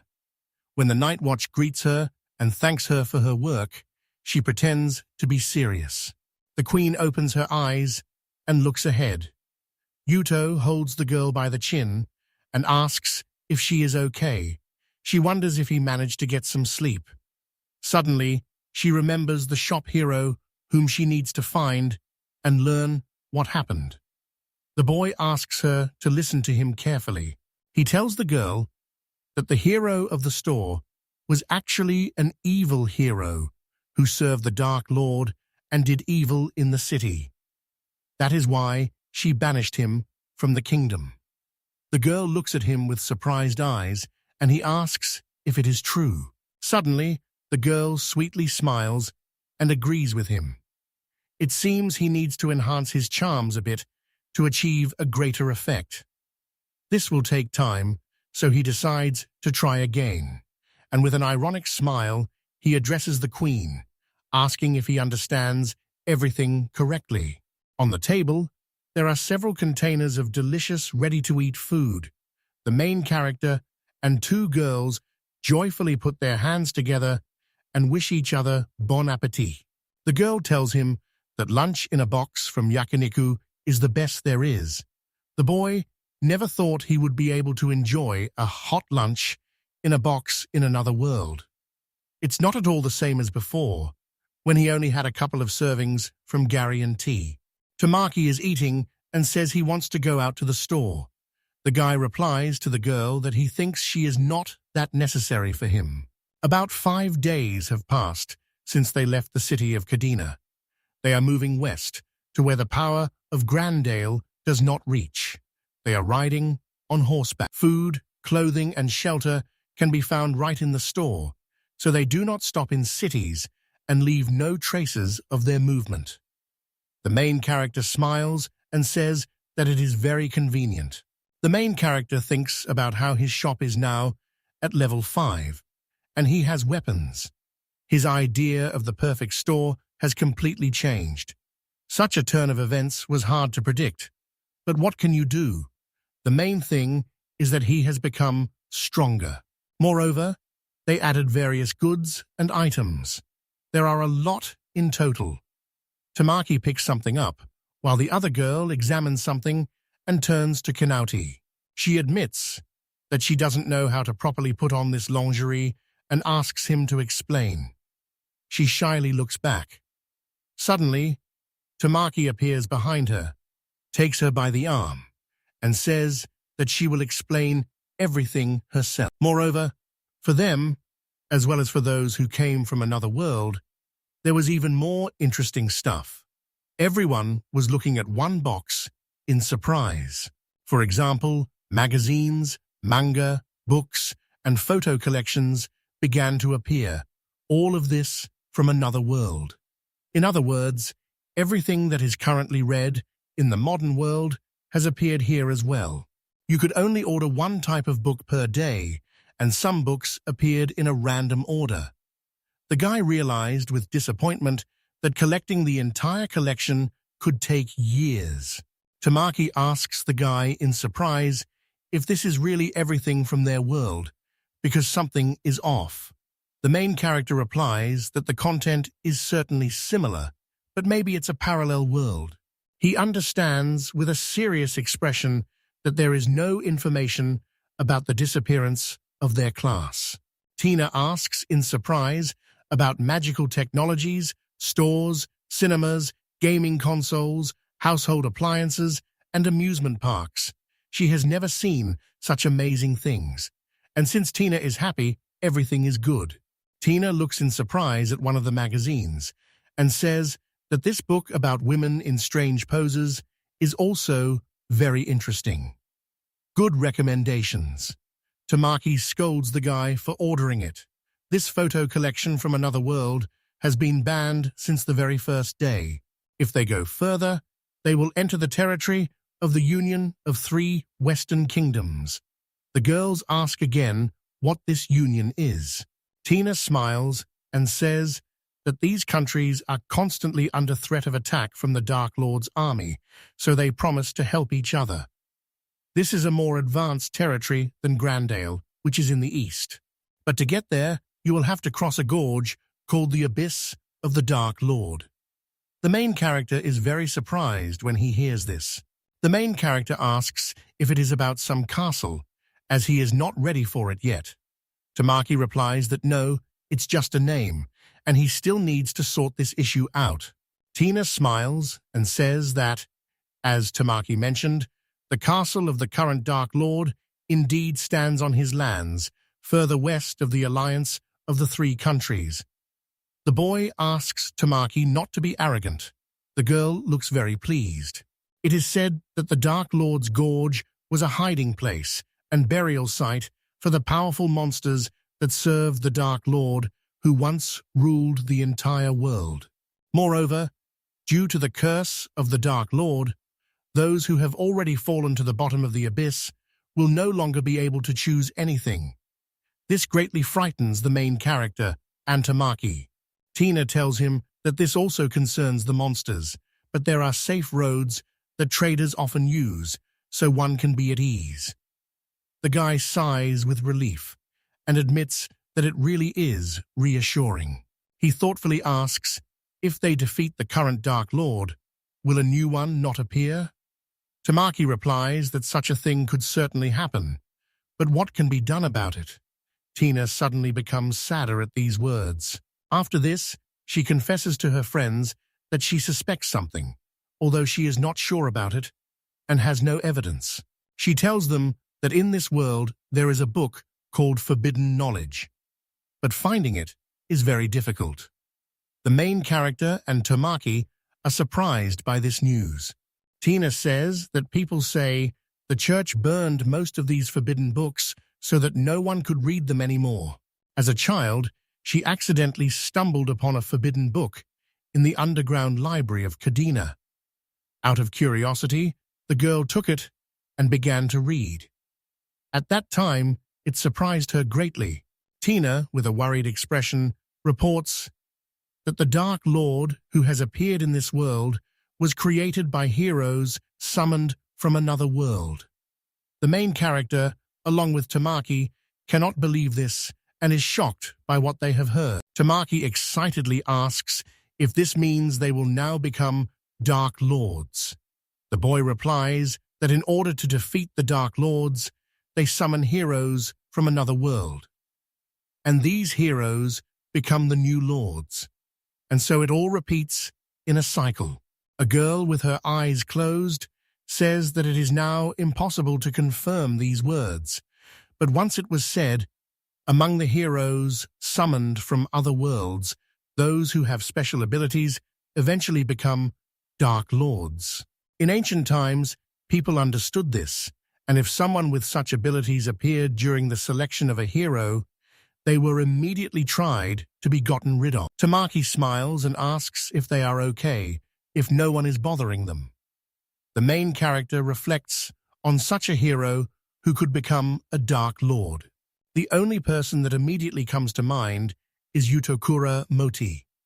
He imagines this man and understands that he definitely will not be the last ruler. After that, the main character asks Tina what was written about these abilities and what they are supposed to be as a result. The girl reports that, unfortunately, this part has been damaged. However, judging by the text, it only concerns special abilities that differ from the skills of other heroes. It is clear that she is very concerned about this. The main character says that his shop is special too, if you can say that, but no matter how you look at it, there is definitely no sign of any Dark Lord here. He believes that protective measures are certainly dangerous, but that's not what is needed at all. Tamaki suddenly remembers something and says that there are also hot meals, delicious sweets that help the residents of the outer wall. The main character smiles and tells the girl that she is too cheerful and clumsy to be a real killer. The girl asks him in surprise if he could just compliment her. Tina happily hugs the girl and says that Tamaki is a sweet and kind hero whom she loves very much. The main character looks at this discontentedly. The guy asks Tina for permission to ask one more question, and she agrees. The main character asks the girl if this hero is really from another world. After defeating the Lord, he must return home. The girl thoughtfully considers Canada's question. The girl is worried and says that legends are silent about what happened next. According to one version, some remain in this world until the end of their lives, simply living as ordinary people. This confirms that in the world, people with special abilities are very rarely born, whose distant ancestors had the blood of heroes. She embodies the newborn child.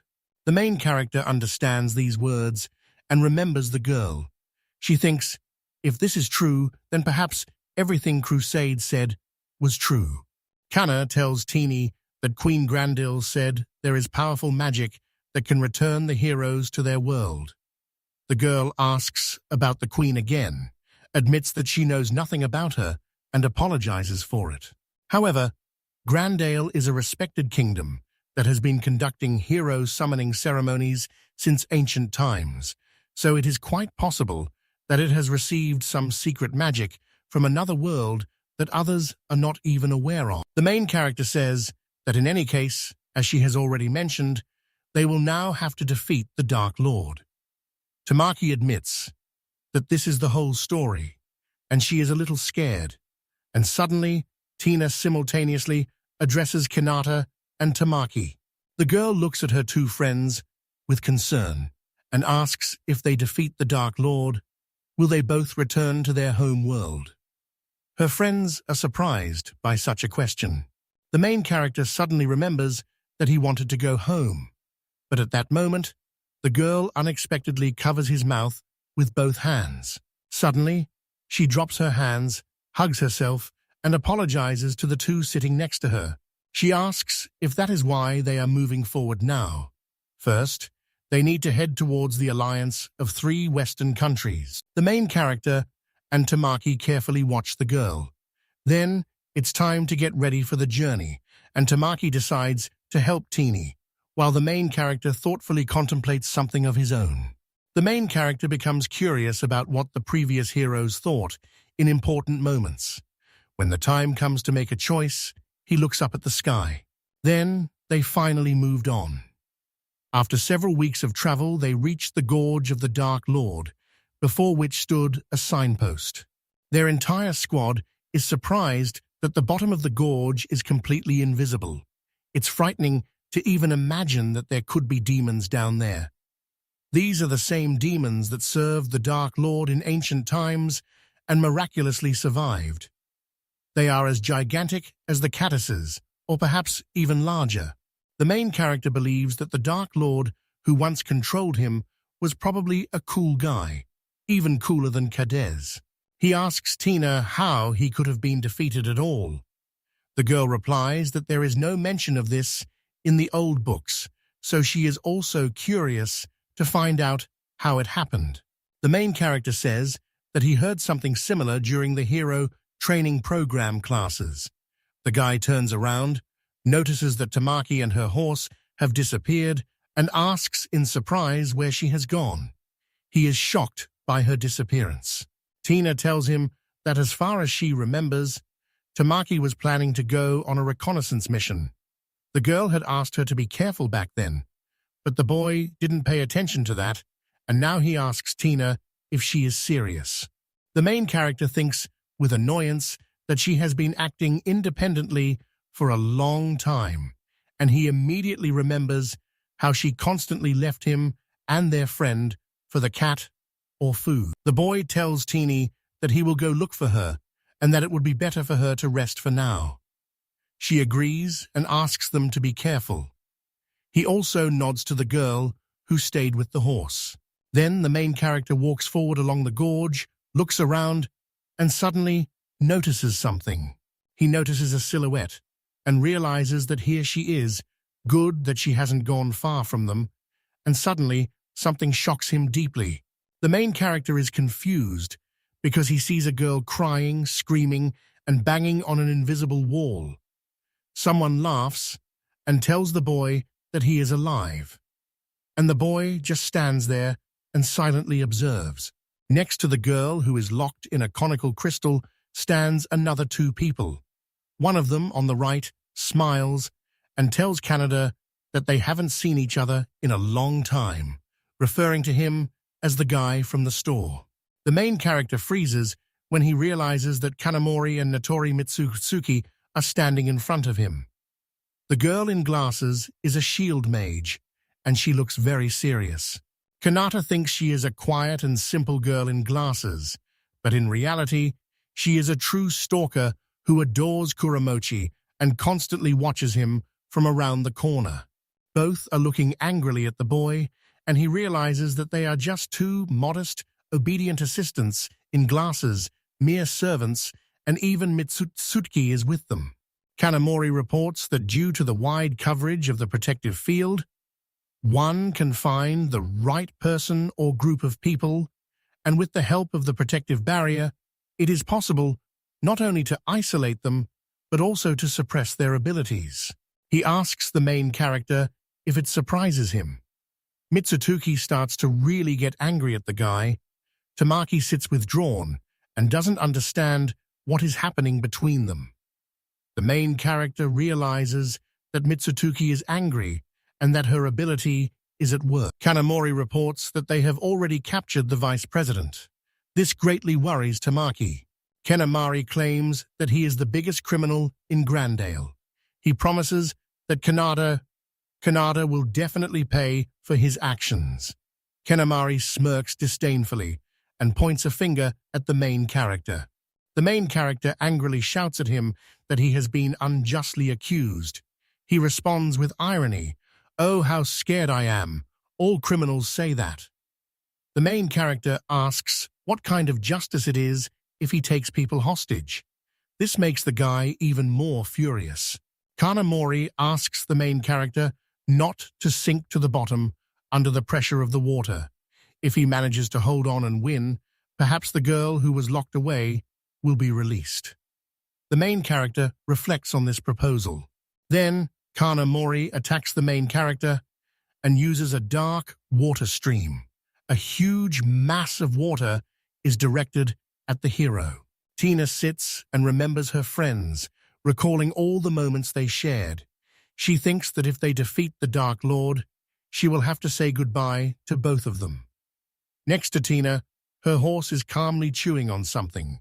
Suddenly, the girl hears a noise that sounds like water, and this makes her even more worried about Canada and Tamaki. Suddenly, a rumble is heard, and the enemies of the main characters are taken aback by it. They see the main character's store building appear right in front of them, and everyone is left in complete astonishment. The water rushes into the store and simply spreads out to the sides, not touching the main character at all. The boy in glasses angrily asks Canada if he used his store as a shield. The main character smiles and apologizes to Kanamori, saying that he is not the same as he used to be. He stands with his hand raised. Amori stands still and begins to get angry about it, while Tamaki sees this and delights in his victory. The guy in glasses says that it annoys him, and the main character cannot understand what is happening. Kanamori angrily raises his hand and says he can't stand looking at that smug face. That guy doesn't even realize what he's about to do. But suddenly, Kanamori freezes, says nothing, and does not move, while the main character stands up and covers himself with his hands. Then everyone falls silent for a while. The main character is carefully observing something. Suddenly, Kanamori starts coughing violently and writhing in pain. He falls to his knees. The girl next to him looks at him in surprise, and Kianata asks what happened. The man in glasses angrily starts stomping and asks the main character what he did to him, saying that it was hard for him to breathe. The main character is surprised because he did nothing. Someone turns to Kanata and Tamaki, and that man turns back to them again. It turns out to be Tina, who looks at the main character with admiration. The guy is surprised by her appearance, while Kanamori is smirking disgustingly and also looking at the girl. He asks them if she is also involved in this. The main character notices how water starts to gather near the boy's hand. Kanada shouts to the girl to run away, but Konomori laughs and says it's already too late. He is about to use the dark stream of water again. After this, the main character rushes to help the girl. She looks at the boy in surprise as he reaches out his hand to her and calls her by name. The girl starts to fall from the cliff, but the main character quickly rushes to help her and manages to catch her right in the air. After that, they both start falling into the abyss, and the guy first looks down with a serious face, and then suddenly starts screaming. Then the main character begins to recall his past, particularly life in the big city. He remembers how the girl in front of him waves her hand cheerfully and says good morning, while a boy stands next to her and also greets him. The main character takes off his headphones and responds to them in return. Tamaki happily looks at the sign and with a smile suggests going there after school. The main character finds himself in his class, where everyone cheerfully greets each other with good morning. Some were chatting with friends, some were on their phones, some were reading a book, and others were lying down and dozing off. A tall blonde enters the classroom and tells everyone that as soon as the teacher arrives, they will start the morning meeting, so he asks everyone to take their seats. He has something in his hands. Suddenly, everyone in the office notices a strange energy around and starts looking at each other in surprise. What is this? And then someone suddenly starts screaming. The main character groans in his sleep and barely opens his eyes, lying there and looking up, thinking that he has dreamed some warm dream from the past. The main character notices a hole in the ceiling and wonders if the store saved him. He also sees that Tina is lying unconscious on the hole. The boy asks the girl in surprise if she is okay. The girl wakes up and accidentally hits the main character in the face. The boy says it hurts, and the girl looks at him confused. She turns to Kanata and apologizes, saying that it all happened because of her. The guy winks and says that it was he who got her involved in this story. The main character suddenly hugs the girl, and she is surprised by his action. He says he is glad that she is okay and admits that he is very happy about it. Suddenly, the girl's face becomes calm. She smiles, hugs the boy in response, and starts crying from happiness. Then they both get up, and the girl asks Kanata where they are. The main character looks out the window and notices that at the very bottom of the Valley of Demons, silhouettes of some monsters can be seen. They are walking together on the cliffs when they suddenly pass by a monster. The main character calls his shop, while Tina anxiously looks back. Then they both go down the stairs. The main character goes first and says that this is his underground hideout. He knew that something had changed there, but inside it was almost the same as a comfortable office. The main character stands by the computer and thinks that something enormous is outside. So here in this room, it is probably safer than in the office upstairs. The girl agrees, and the main character decides to first survey the surrounding environment. He presses the drone icon and flies it a little outside the building. Suddenly, they see a huge dragon in astonishment. The girl asks if it is a catus, but Kanata says no. This creature is much larger than the one he defeated in the city of Kadina, and it is of a different color. Perhaps it is some other variety, but there is not just one such dragon, but several at once. The boy, with a serious expression on his face, understands that this is indeed the very bottom of the Valley of Demons. Suddenly, the girl notices something, points to the screen, and tells the boy about it. A round creature is simply moving towards them. The main character is in horror. This creature just passed through the store and left nothing behind. He is shocked that their store has literally been destroyed.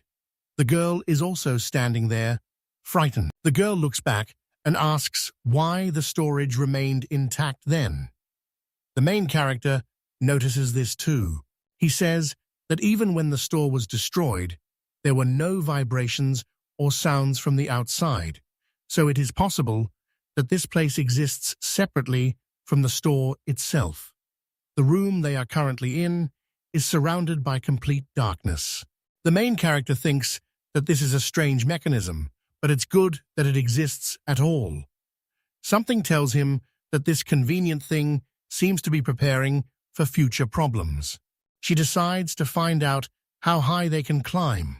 Gradually, the drone ascends higher, first to 200 meters, then 300, 400, 1,000, 2,000, and finally reaches an altitude of 4,000 meters.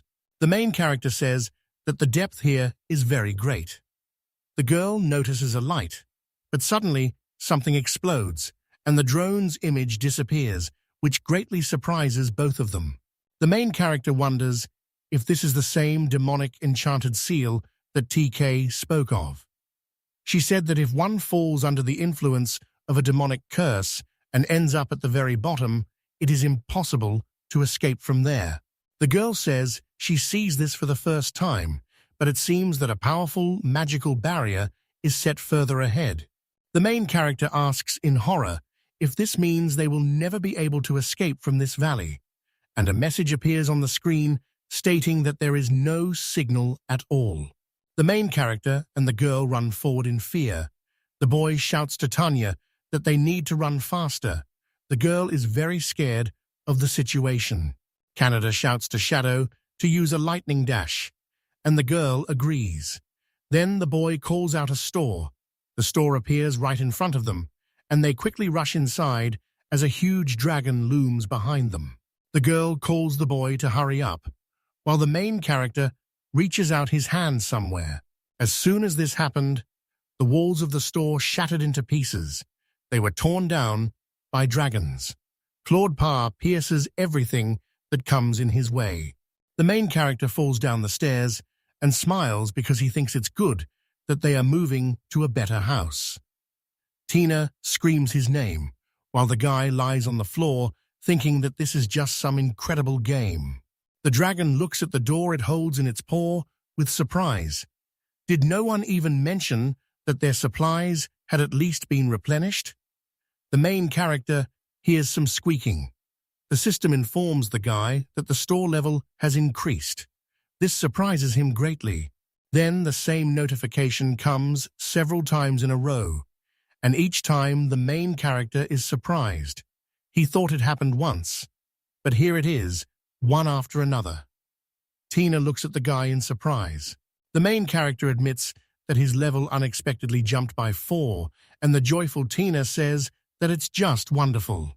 She curiously asks the guy if there's anything new, and the main character raises his hand and decides to check what's going on. A table appears with a bunch of new products and household goods. The main character is amazed that the selection of goods is now almost like in a real store. Tina also does not hide her surprise.